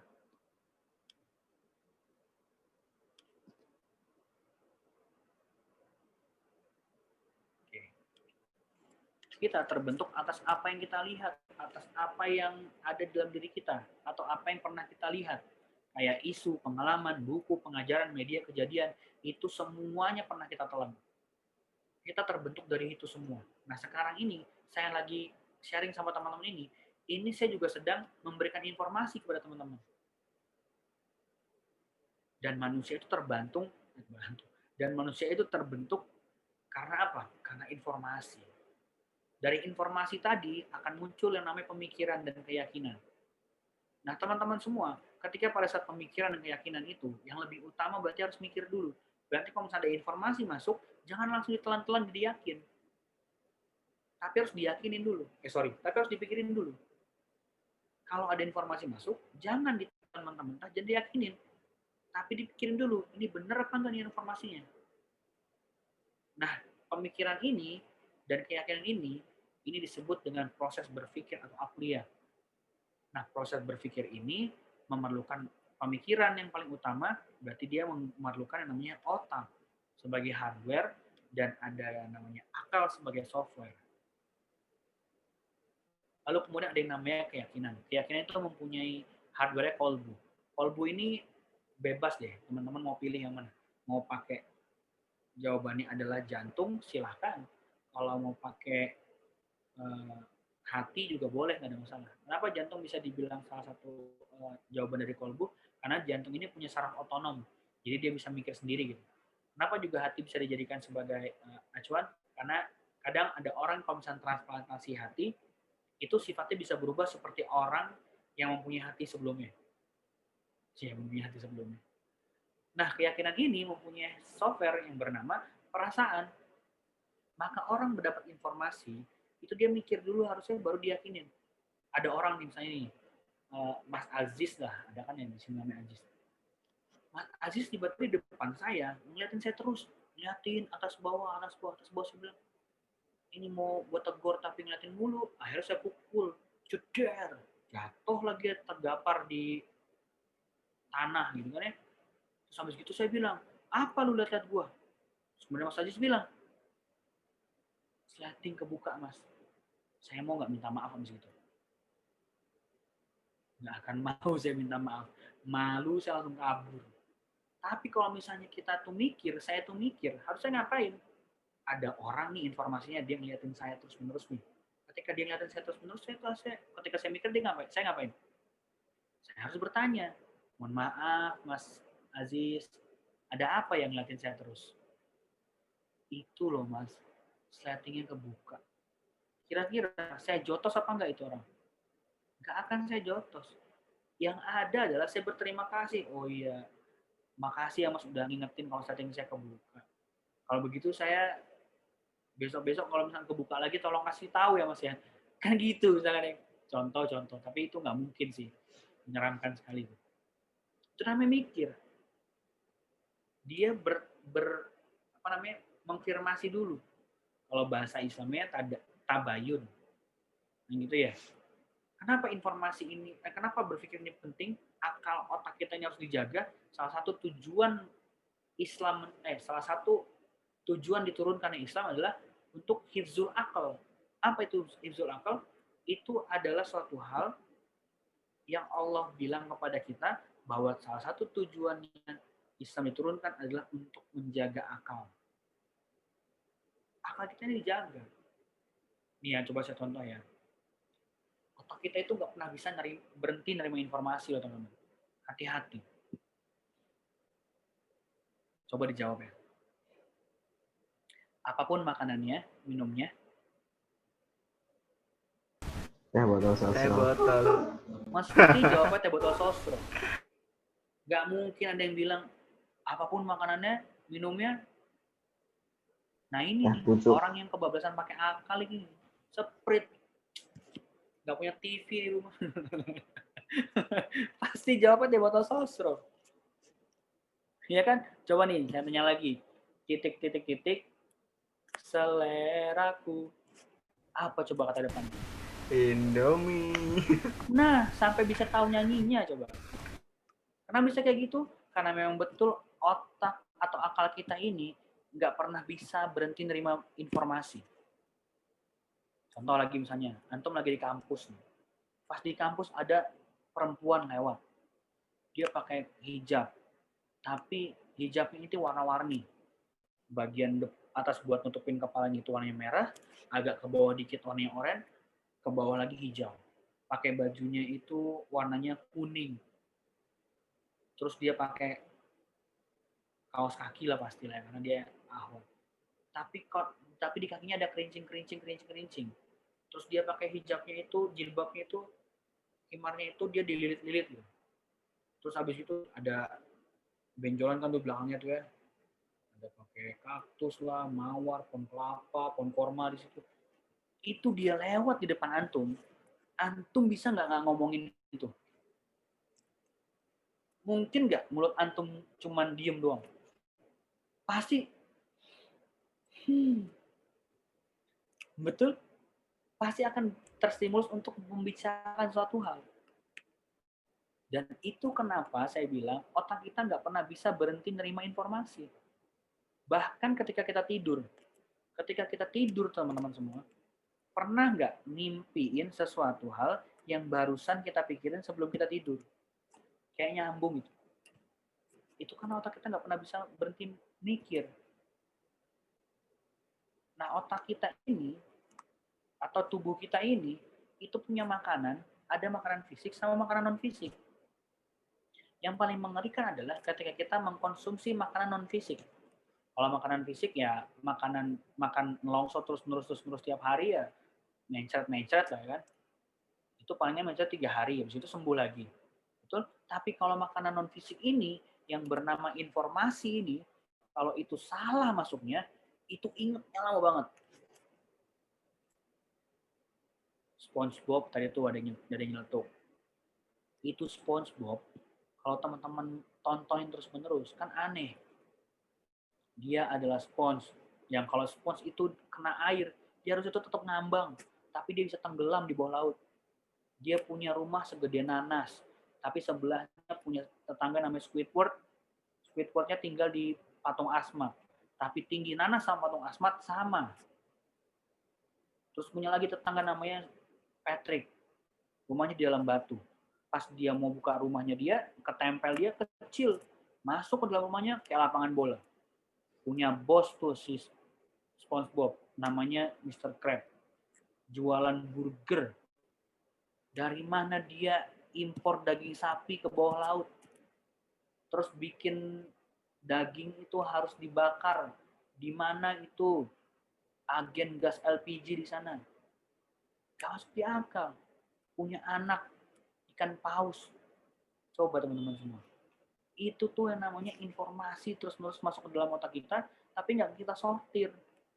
Dan ada penemuan, atau apa yang namanya, riset yang menyebutkan setiap kita nonton SpongeBob satu episode, itu kecerdasan kita berkurang 2%.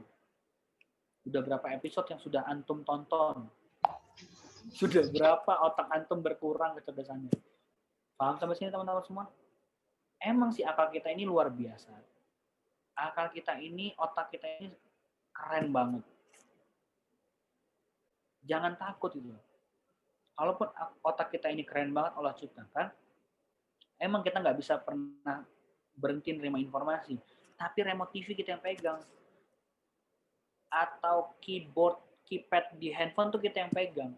Mau kita tonton apa itu YouTube, mau kita tonton apa itu Netflix, mau kita buka aplikasi TikTok apa enggak, kita yang bisa mengetahui itu semua.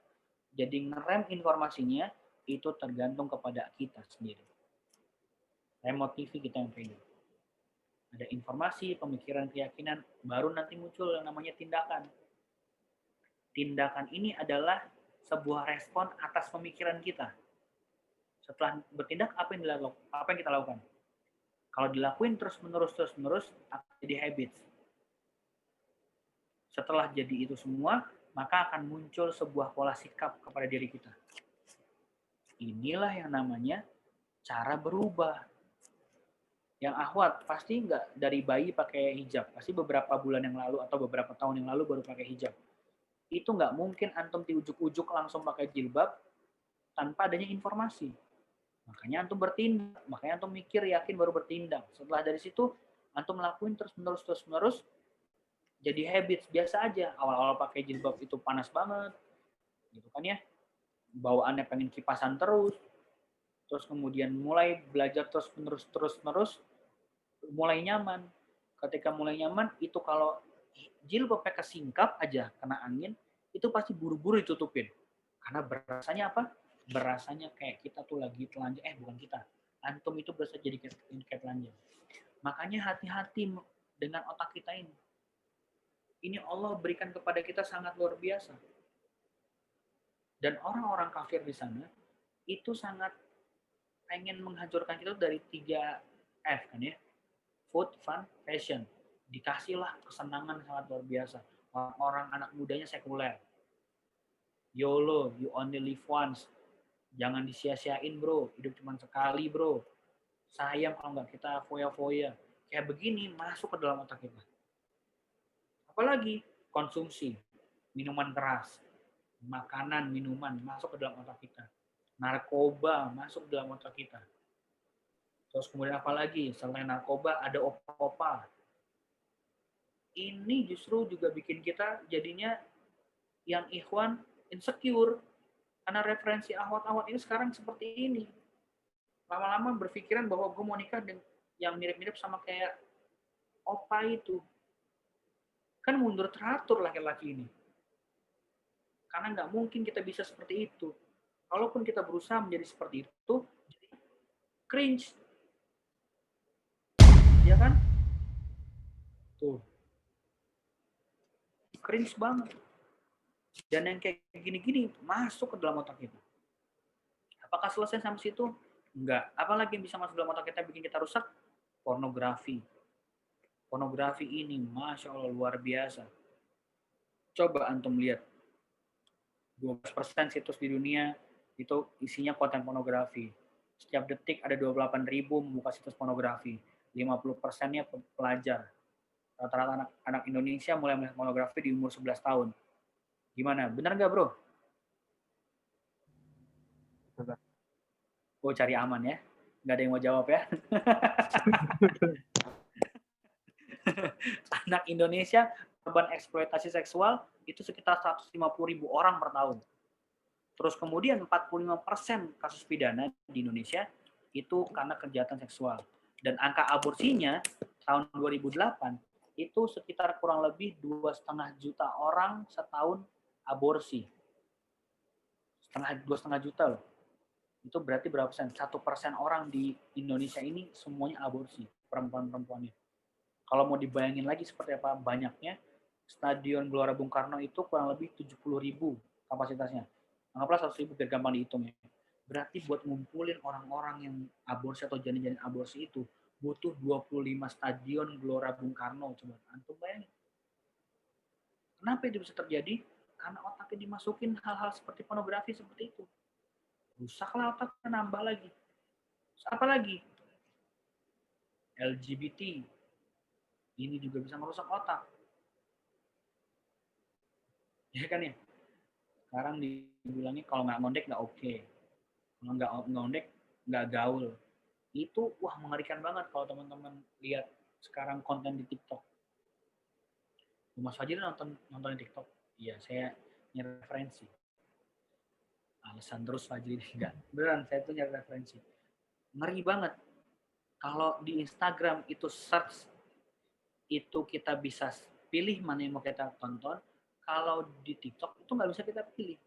Kita disajikan atas apa yang kita mau tonton atau sering kita tonton. Terus kemudian mereka memberikan suatu hal yang baru, yaitu kayak algoritmanya diacak-acak sama dia. Gimana nih kalau gue kasih konten bencong-bencong nih?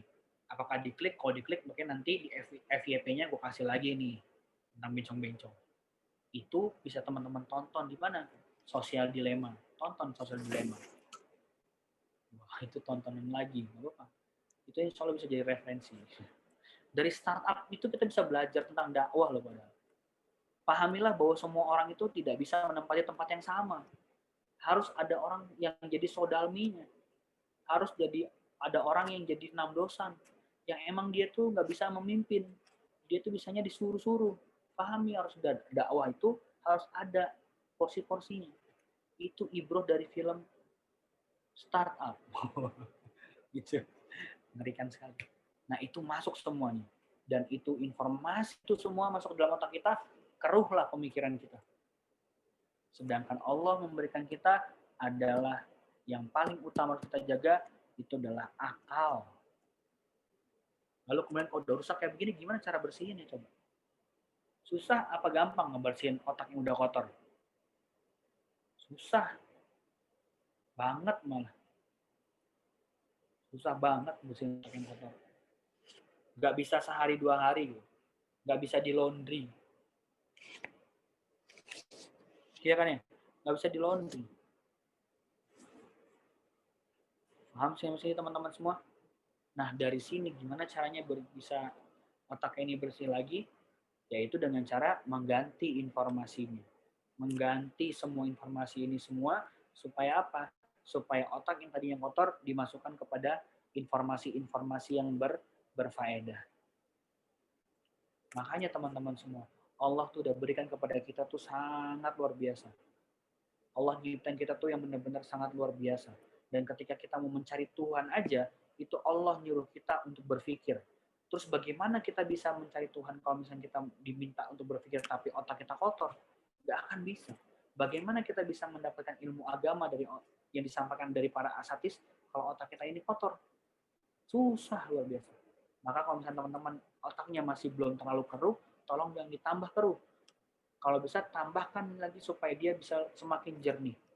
Makanya Allah tuh udah ngasih kita jalan 2 buat kita timbang-timbang mau mana nih yang mau saya ambil, jalan yang benar atau jalan yang salah. Fa'alhamaha fujuraha wa taqwaha. Jalan yang sesat atau jalan yang takwa. Kalau kalian memilih jalan yang takwa dengan pemikiran kalian yang udah Allah berikan kepada kita, maka nanti Allah akan memberikan kita jalan menuju kepada surganya Allah Subhanahu wa taala. Tapi hati-hati kalau kita memilih jalan-jalan yang fujur. Nanti Allah sudah menyediakan neraka untuk kita semua. Wallahu a'lam bishawab, itu yang bisa saya sampaikan tentang masalah manusia.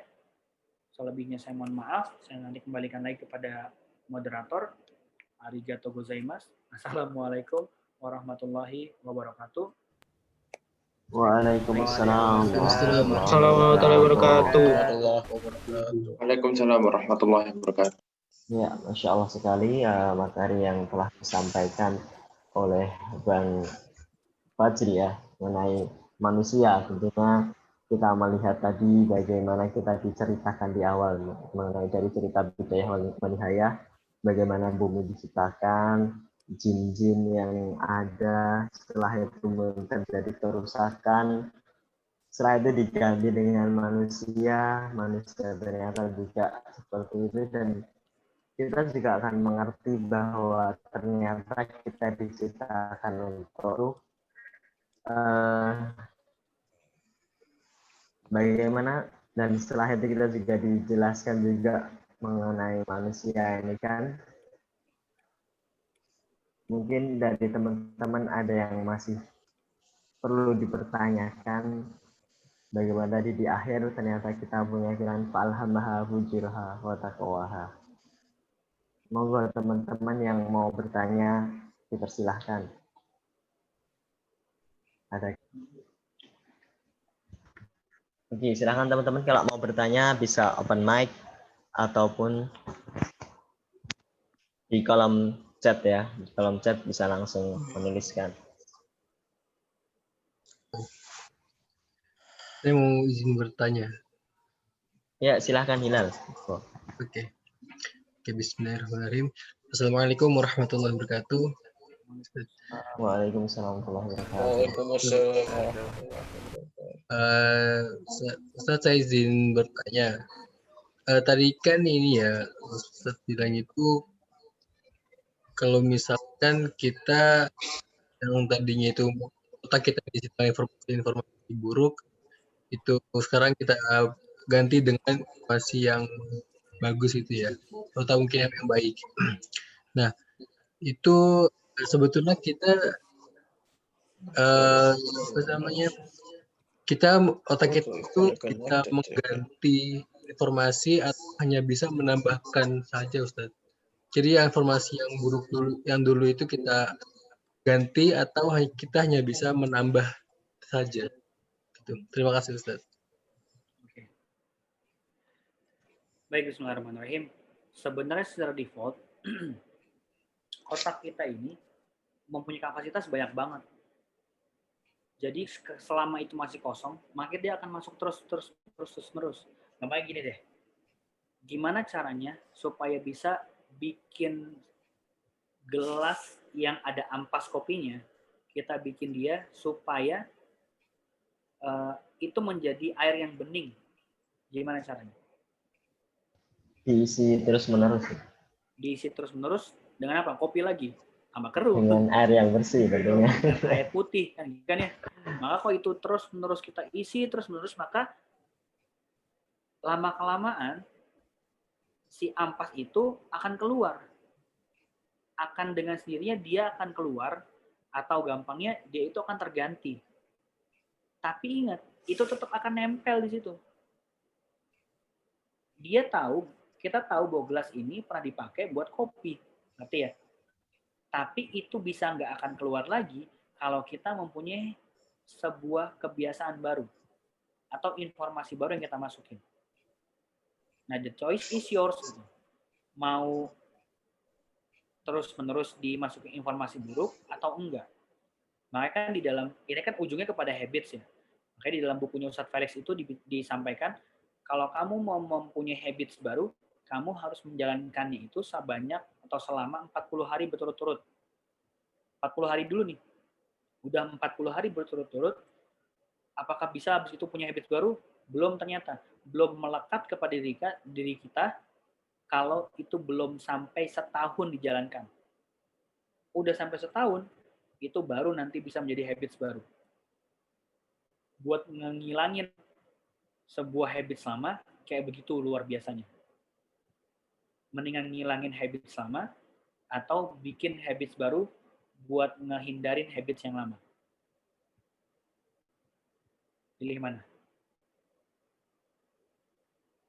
Bikin habits baru. Good, bikin habits baru. Maka dari situ, jawabannya gimana? Jawabannya, otak kita itu adalah alat perekam yang sangat luar biasa. Makanya sekarang kalau memang udah ada informasi yang buruk, berusahalah untuk mengganti, berazamlah kepada Allah Subhanahu wa taala untuk mengganti informasi tersebut kepada informasi yang lainnya yang itu berujung kepada pahala di hadapan Allah Subhanahu wa taala. Allahumma Baik, terima kasih jawabannya dari Bang Fajri ya. Mungkin Hilal adakah feedback ataupun masih perlu ditanyakan? Ya, sudah terjawab. Terima kasih. Tapi kalau gampangnya kalau kita itu pengen move on, ya kita jangan berusaha untuk melupakan dia, tapi cari aja yang lain. Kita cari gitu. Tawan ini sering patah hati. Waduh, jangan buka kartu dong Bang. Oke teman-teman, ada lagi yang mau ditanyakan? Silahkan ini, mumpung masih ada Bang Fajri di sini, kita akan memecahkan permasalahan manusia, bagaimana kita ini menjadi manusia yang penuh dengan masalah ya.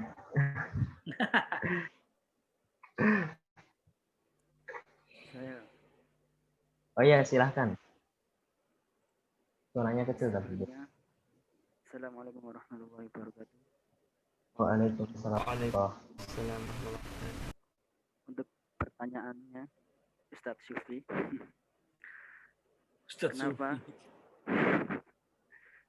kenapa ya orang-orang yang biasanya kekurangan fisik itu ya nggak, masih ada yang belum menikah, sedangkan katanya Allah menjadikan laki-laki dan perempuan itu berpasang-pasangan. Ya itu saja. Gimana? Mungkin seperti yang tadi ditanyakan, kalau kenapa kok orang-orang yang mempunyai kekurangan fisik, mungkin disabilitas ataupun keterbelakangan mental gitu, sulit untuk menikah gitu kan katanya. Sedangkan tadi manusia kan diciptakan sudah berpasang-pasangan. Oke. Bagus banget ini jawabannya. Pertanyaannya. Gini teman-teman, bismillah. Tadi kita sudah bahas bahwa ternyata kita ini manusia itu dikasih apa kita minta sama Allah. Punya badan seperti ini. Kan kita sepakat, tadi ternyata kita dikasih sama Allah. Ya. Maka ketika pada saat kita dikasih sama Allah Subhanahu wa taala, kita diminta sama Allah buat apa? Bersyukur. La in syakartum la azidanakum wa la in kafartum inna azabi lasyadid. Kalau bersyukur ditambah, kalau kufur ya kamu siap-siap, Allah sudah menyiapkan azab yang pedih, yaitu neraka. Nah, pertanyaan seperti ini antum bisa ngambil kesimpulan seperti gimana? Kenapa antum bisa ngambil kesimpulan bahwa orang yang punya kekurangan itu kesulitan mempunyai pasangan?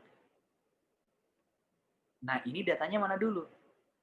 Sedangkan saya sering melihat bahwa orang-orang yang mereka punya keterbatasan, bahkan mereka menikah dan anaknya itu justru mereka mempunyai keluarga yang bahagia. Ya. Jadi jangan mempersalahkan suatu hal yang diberikan kepada Allah Subhanahu wa taala. Yang dipermasalahkan adalah ketika kita diberikan fisik yang seperti ini, mau dipakai apa potensi itu? Mau dipakai untuk terus-menerus mengeluh atas yang Allah berikan kepada kita, atau kita mau bersyukur, atau kita mau kayak tadi kata Mas Afan, kita mau move on apa enggak? Paham ya? Dan satu lagi, tujuan manusia diciptakan di muka bumi ini bukan untuk menikah. Tujuan Allah menciptakan manusia adalah untuk beribadah. Salah satu caranya itu menikah, bukan satu-satunya cara. Maka kalau teman-teman ternyata lama ngejomblo, nggak usah pusing. Antum tahu nggak berapa lama Nabi Adam jomblo sebelum ketemu sama Hawa? Itu kurang lebih ya, dia ceritakan, kurang lebih sekitar 90 tahun. Antum baru beberapa tahun jomblo, nggak usah ngenes. Itu Nabi Adam udah 90 tahun. Di surga jomblo coba. Paham sampai sini ya? Maka harus paham dulu. Allah menciptakan kita, itu kita nggak pernah minta. Ya kan ya? Berarti ketika kita dikasih sama Allah, kita harus memaksimalkan apa yang sudah Allah berikan kepada kita. Dengan cara apa? Dengan cara bersyukur, dengan cara kita harus memaksimalkan yang sudah Allah berikan kepada kita. Dan ingat tujuan hidup kita itu apa? Tujuan hidup kita itu untuk beribadah. Hanya saja salah satu cara ibadahnya adalah dengan menikah, bukan satu-satunya. Dan Allah memberikan semuanya sudah berpasang-pasangan. Apakah Allah bilang di dalam Al-Quran bahwa manusia akan diberikan pasangan di dunia? Enggak. Tapi Allah berikan itu berpasang-pasangan titik. Berarti berpasang-pasangan bisa jadi antum berpasangan atau berteman sama teman kos umur hidup, itu berarti berpasangan juga, bersahabat. Ya kan? Itu berarti nggak lulus-lulus ya, kalau teman ngekos terus-menerus. Atau antum nanti diberikan jodohnya di akhirat. Siapa yang tahu? Nggak punya istri di dunia, sedangkan nanti di akhirat disediakan 7 langsung. Gimana? Mau 1 apa 7? Mau 4 apa 7 nih? Pilih. Tapi jangan kepedean, kita mau 7 aja gitu. Nanti di akhirat. Siapa tahu nggak mampir ke surga, tapi malah mampir ke neraka, kan? Nauzubillah min dzalik. Makanya sekarang fokusnya gimana caranya kita bisa memaksimalkan ibadah kepada Allah Subhanahu wa taala. Allahu a'lam. Ya, begitu jawabannya dari Nurholis ya tadi yang bertanya ya. Oke, ini ada pertanyaan di room chat. Saya bacakan sebentar. Saya bertanya saat berpikir, Ya, itu. apakah emosi kita masih termasuk cara berpikir juga? Emosi itu sebab atau akibat? Saya tanya. Akibat. Apa? Akibat. Akibat. Berarti ketika masa kita bahas emosi itu adalah akibat, itu bukan sebuah konsep proses berpikir. Apa sih? Cara berpikir. Tapi itu adalah hasil dari kita menerima informasi. Lihat ya, tadi ingat ya bagannya. Informasi masuk, kita pikirin, kita yakinin, maka kita akan bertindak. Kalau emosi, berarti itu akibat dari apa? Dari informasi pasti kan. Ya kan ya? Nah, emosi ini, apakah nanti si emosi ini akan dihisab? Emosi ini nggak akan dihisap, tapi respon dari emosi ini mau kita apain, itu nanti akan dihisap oleh Allah Subhanahu wa taala. Misalnya contohnya tadi dia tanya, terjadi permasalahan pribadi yang bisa bikin emosi itu semakin memanas. Ini apa nih masalah pribadinya nih? Pribadi dengan diri sendiri kah? Ya, Insecure sama pribadi diri sendiri. Gimana? Iya, pribadi sendiri. Iya, contohnya apa? Masalah pribadi itu harus kita lihat lagi masalahnya apa. Contoh.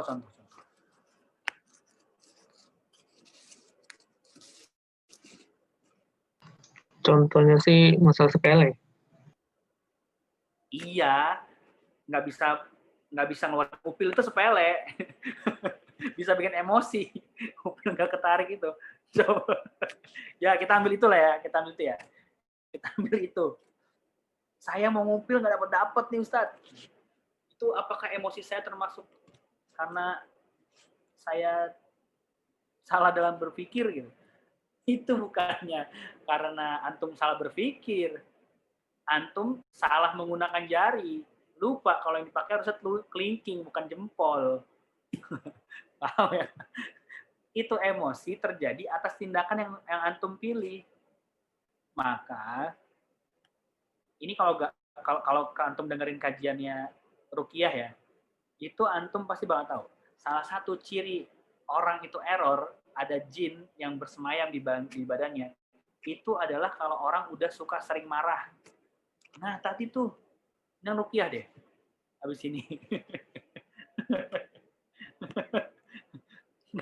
Salah satu, nih, saya kasih tahu ya, ciri-ciri Ruqyah, yang harus di Ruqyah ya. Ini kalau antum ada, habis ini segera ya. Pertama, suka marah-marah. Kedua, males. Ketiga, suka mimpi buruk. Mimpi ketemu setan apa gitu. Nah itu mesti diruqyah tuh coba. Ada nggak itu mas dalam diri antum? Kalau ada, maka habis gini ruqyah ya. Nah berarti, aduh ini pada ketawa jadi saya ikutan ketawa loh. Astagfirullahaladzim. Berarti permasalahan pribadi antum, berarti antum belum bisa mengontrol emosi. Dari situ berarti antum harus memulai apa? Harus memulai untuk mempelajari tentang bagaimana tazkiyatun nafs. Tazkiyatun nafs dulu nih, diperbaiki nih hati nih. Nah hati itu harus dipelajari memang tentang masalah hati. Orang kadang kalau terseringnya dia menggunakan akal, hatinya tuh kosong. Makanya yang harus diisi itu nggak cuma akal, tapi hati juga. Coba cek balance nggak nih antara akal sama hati. Kalau nggak balance berarti coba apa yang harus kita isi, yaitu hati berarti. Nah, begini berarti antum punya PR nih. Cari kajian tentang tazkiyatun nafs. Nah, belajar di situ. Allahu a'lam. Ustadz mau izin bercerita sedikit. Ya, biasanya perempuan bercerita itu banyak. Nah, bener kan? Panjang. Jadi, beberapa pekan yang lalu ada seorang laki yang melihat ke arah saya. Teman saya dengan pandangan yang aneh. Padahal saya dan teman saya insya Allah sudah memakai pakaian yang sesuai. Syar'i kali maksudnya. Syara itu hukum. Oh betul juga ya, sesuai hukum. Nah, berarti kan there is something wrong yang ada di pikiran orang laki-laki tersebut. Dan saya langsung keinget dengan adanya akhwat hunter. Wah, nggak ada. Sekarang udah ada akhwat hunter ya? Saya pikir cuma ada ex-hunter. Hunter ex-hunter. Ada.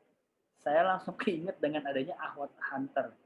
Nah, lantas bagaimana caranya biar orang-orang semacam itu tuh berubah agar kita yang muslimah tidak merasa terganggu dan lebih merasa aman. Wow, ngeri ya. Selain ada begal sepeda, sekarang ada begal ahwat ya.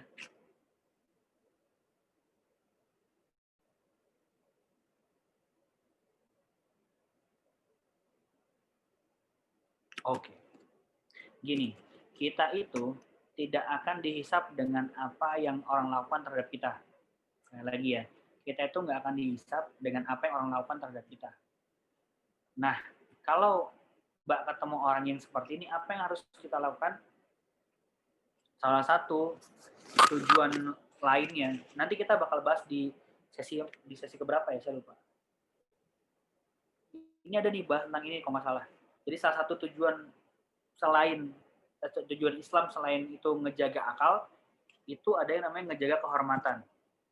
Nah, salah satu yang dijaga kehormatan adalah jaga kehormatan wanita. Nah, untuk hal seperti ini nggak bisa dikontrol dengan kita sendiri. Ini membutuhkan suatu hal yang lebih tinggi atau instansi yang lebih tinggi. Yaitu, caranya gimana? Mbak laporin itu ke polisi atau security. Ya kan ya? Itu salah satu caranya. Terus gimana caranya biar bisa bikin dia berubah? Agak sulit untuk ngebikin dia berubah karena pertama, Mbak nggak kenal. Jadi kalau nggak kenal, mendingan ke Imam Syafi'i aja. Kok bisa ke Imam Syafi'i? Ya gini ceritanya nih. Coba ya teman-teman, pernah nggak dengar cerita Imam Syafi'i waktu itu mau pergi belajar ke gurunya, terus ketika di perjalanan, dia lewat ke sebuah pasar, tapi dia nggak ngeh itu lewat ke pasar, sampai ke tempat gurunya, dia lupa, setengah hafalannya hilang. Atau hafalannya hilang semua. Terus gurunya bilang, kenapa kamu ngelakuin itu? Kenapa, emang kok bisa? Coba cek lagi, kamu ngelakuin maksiat kali. Dia bermuhasabah sangat luar biasa. Terus kemudian yang terjadi sama Imam Syafi'i apa? Ternyata dia ingat, oh iya tadi lewat pasar. Dan saya nggak sengaja, bayangin, nggak sengaja ngelihat hijab laki-laki, hijab perempuan itu tersingkap, betisnya terlihat. Itu nggak sengaja. Itu hilang. Apa yang dilakukan sama Imam Syafi'i? Dia muter, cari jalan yang lain. Nah, antum berarti bisa nih, muter jalan yang lain aja, biar antum nggak ngelihat dia. Gitu ya. Paham ya? Terus gimana biar bisa merasa tidak terganggu dan lebih aman lagi? Cuma satu jawabannya. Nikah. Allahu a'lam bishawab. Itu ya. Ya, mungkin ada pertanyaan terakhir itu, Ustaz. Jadi dari Ngapunten, izin bertanya, Ustadz. Kita tahu kan bahwa Allah itu maha baik dan maha penyayang. Namun, pada kenyataannya kita lihat ada manusia yang berbuat buruk pada sesamanya. Nah, apakah Allah juga menciptakan keburukan atau sifat buruk itu sendiri? Gimana sih intonasinya? Apakah Allah juga menciptakan keburukan atau sifat buruk itu sendiri? Emang G itu dipakai buat bertanya ya? Ya, maksudnya itu sendiri ya, gitu. Oh, G itu bisa dipakai buat itu ya? Bisa. Lanjut. Bismillahirrahmanirrahim. Nah, ini masuk ke bab yang takdir. Kemarin ada bahas takdir nggak di sesi akidah kemarin itu? Qadar. Ada? Ada qadar, Pak. Ada tuh. Oh, ada. Mbak datang nggak? Ada. Laki-laki toh. Oh ya, Mas datang nggak?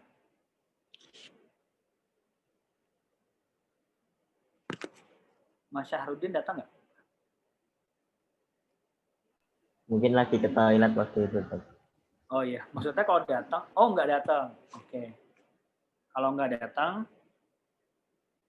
berarti Mas harus tanya ke Ustadz yang dijelasin kemarin. Jangan ke saya. Ustadz Habib. Gini, gampang gini. Allah itu memberikan kepada kita sebuah pilihan. Kenapa bisa disampaikan bahwa Allah memberikan pilihan kepada kita? Allah itu memberikan kepada kita dari banyak banget surat. Yang paling gampang yang tadi saya bahas, Allah memberikan dua jalan kan ya, jalan yang fujur sama jalan yang takwa. Itu terserah untuk pilih. Ada wilayah yang bisa kita kuasai, ada wilayah yang tidak bisa kita kuasai. Wilayah yang bisa kita kuasai adalah pilihan-pilihan kita, tapi wilayah yang nggak bisa kita kuasai itu adalah wilayah takdir, atau bahasannya adalah qada, qadar. Ngerti sampai sini ya? Nah, apakah Allah menciptakan perbuatan? Ya, Allah menciptakan perbuatan. Apakah Allah memberitahu bahwa ada perbuatan baik, perbuatan buruk? Ya, Allah memberikan itu semua. Ya, karena dari mana dalilnya? Allah bilang di dalam surat Al-Mulk ayat kedua, Allazi khalaqal mauta wal hayata liyabluwakum ayyukum ahsanu amala. Allah nyiptain kita itu buat nyari yang terbaik, mana yang dia menjalankan amal yang paling keren. Berarti dari situ Allah menguji kita. Karena kita ini di dalam games-nya Allah. Kita ini di dalam Jumanji-nya Allah. Wah, film lagi kan. Di dalam Jumanji-nya Allah. Nah, pahamilah bahwa di dalam Jumanji itu ada rules-nya juga. Dan Allah memberikan rules kepada kita, jangan ngejalanin maksiat. Jangan ngejalanin suatu hal yang bikin kamu terjerumus kepada kemaksiatan. Nah, berarti sudah diberitakan sama Allah ada 2 jalur lagi kan ya. Fujur, takwa. Itu boleh kita pilih. Tapi Allah tidak memaksa. Karena Allah memberikan kita kesempatan untuk bisa memilih. Untuk hal-hal yang bisa kita pilih, tapi Allah tidak memberikan kita kesempatan untuk memilih kepada hal-hal yang tidak bisa kita pilih. Maksudnya apa yang tidak bisa kita pilih? Yang tadi saya sebutkan kepada teman-teman semua. Kita lahir, bentuknya seperti ini. Punya orang tua seperti itu, ya, punya tangan seperti ini, punya muka seperti ini, itu tidak bisa kita kuasai, tapi itu area kuasanya Allah Subhanahu Wa Taala. Maka itu yang masalah qada dan qadar atau takdir tadi cukup kita syukurin. Tapi kalau ada orang yang berbuat buruk atau berbuat jahat, itu berarti wilayah pilihan dia. Dimana kalau misalkan kita bahas tentang masalah pilihan dan takdir, kalau dia memilih untuk berbuat buruk, maka dia akan mendapatkan sanksi dari Allah Subhanahu Wa Taala berupa apa? Berupa hisab dosa. Tapi kalau dia ngejalanin sifat baik, maka dia akan mendapatkan reward dari Allah Subhanahu Wa Taala berupa pahala. Allahu a'lam bishawab. Kurang lebih itu simpelnya bisa saya sampaikan. Ya, terima kasih kepada Bang Fajri. Apakah sebagai pertanyaan terakhir ya? Iya. Karena sudah tidak ada pertanyaan lagi. Mungkin Gimana, kita... Mas Syahrudin, udah aman belum jawabannya? Iya, gimana? Oh, udah. Oke, sudah. Baik, kalau sudah selesai, mungkin kita ada di penghujung acara ini closing statement nih, Duan. Dari closing statement dari Bang Fajri. Silahkan. Closing statement ya? Ya. Ini mau yang bercanda apa yang serius nih? Sersan. Kalau yang bercanda, jangan salah milih jari untuk ngupil ya. Boleh Bang.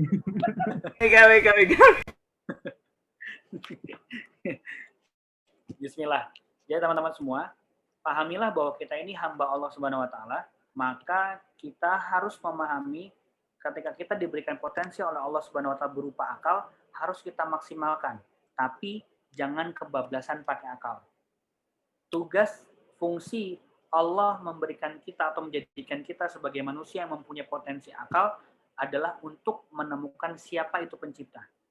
Maka kalau sudah ketemu siapa itu pencipta, tugas kita sami'na wa ta'na. Berarti fungsinya apa? Menemukan sang pencipta.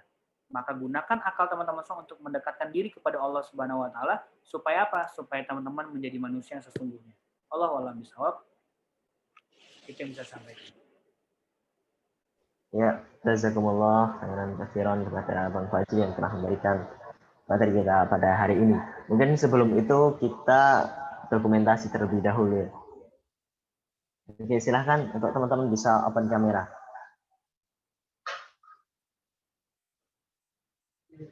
Masya Allah, ini kita dokumentasi bersama Bang Fajri yang sedang wisuda ya.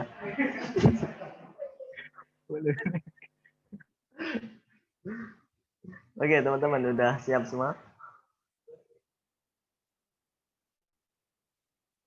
Oke, silahkan kita dengan gaya yang tentunya tidak asing lagi, gaya mengepal.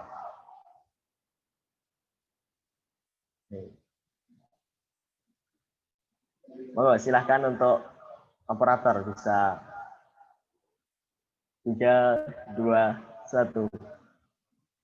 Slide 2, 3, 2, 1.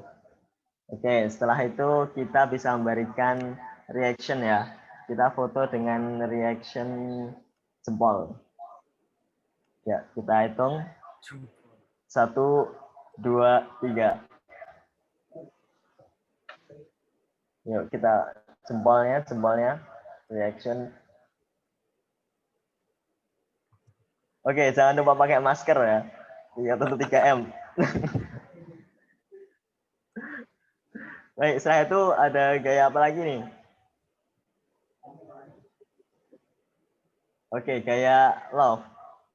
Kita masih ganti sarangi.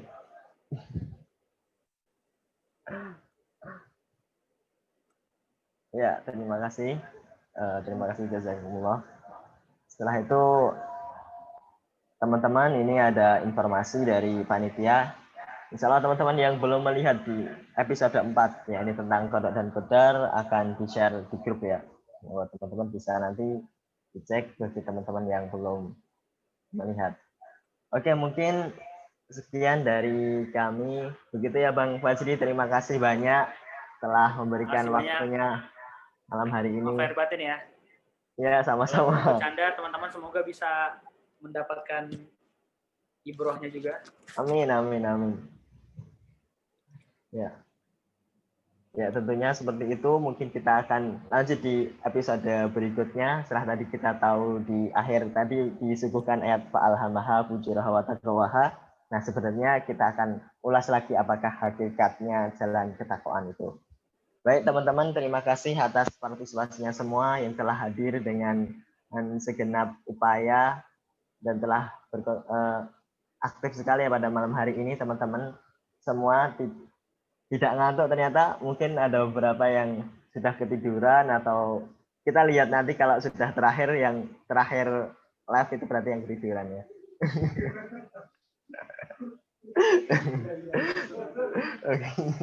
Oke, baik teman-teman, kita tutup dengan hamdalah dan doa kafaratul majlis. Alhamdulillahirabbil alamin. Subhanakallahumma bihamdika asyhadu an la ilaha illa anta astaghfiruka wa atubu ilaik. Oh ya, tentunya kita masih ada MC, kita kembalikan kepada MC kita yang paling ganteng. Monggo. Monggo Mas Aziz. Ya, terima kasih Mas Afan. Ya, insya Allah kita akan lanjut lagi pekan depan dengan pemateri yang nggak kalah hits dan sedang ngemut permen. Ya. Lucu ya, Zoom. Oke, mari jumpa kembali pekan depan. Ya, lucu Tat. Ya, mari kita tutup ya. Oke, sekian dari kami. Assalamualaikum warahmatullahi wabarakatuh. Waalaikumsalam warahmatullahi wabarakatuh. K-pop inspiratif, mencerdaskan. BDM bergembira.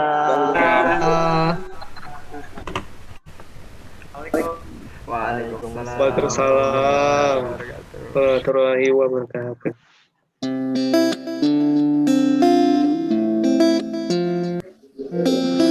Hei teman, saat kau merasa hampa di kesenangan dunia, gemerlapnya tak lagi menyilaukan jiwamu, lelah menjalani kelana roda hidup ini, ingin berlari mencari tujuan pasti.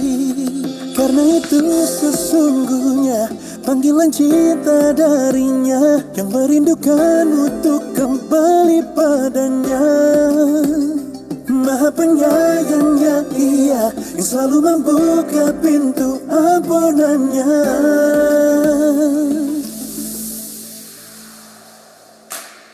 Yuk kita hijrah turut hidup tiada habisnya. Hidup freestyle bukan zamannya. Yuk kita hijrah move on dari diri yang lama. Yuk kita hijrah hidup di dunia tak selamanya. Yo hijrah bersama. Yo jemput hidayah. Hey kawan, kamu dan aku sama pernah tenggelam dalam buruknya masa lalu. Terkadang ingin menyerah saja, tak tahan dengar orang bicara, merasa diri tak pantas raih ampunannya. Karena aku kalah hanya ridhonya saja, telah berikanmu kesempatan kedua. Sebelum kau menutup mata, haruslah sadar dirinya.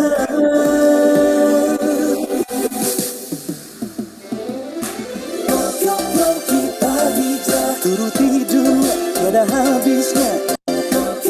Kita hijrah, hidup freestyle bukan zamannya.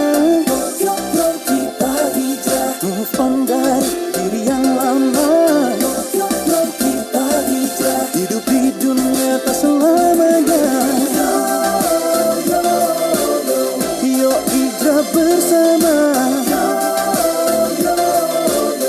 Yo jemput hidayah.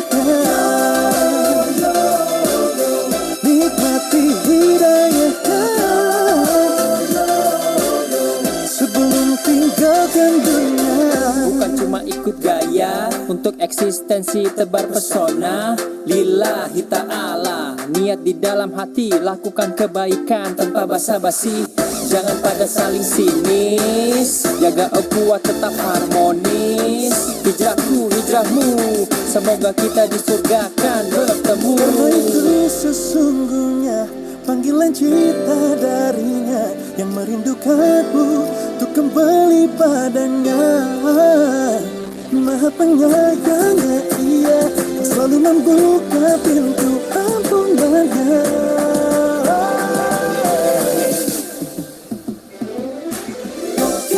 Kita hijrah, turuti dunia, tiada habisnya. Kita hijrah, hidup freestyle bukan zamannya. Nah, mulai kelihatan kan siapa yang ketiduran? Nah, mulai kelihatan nih siapa yang ketiduran ini. Hidup di dunia tak selamanya. Yo hijrah bersama. Let's go.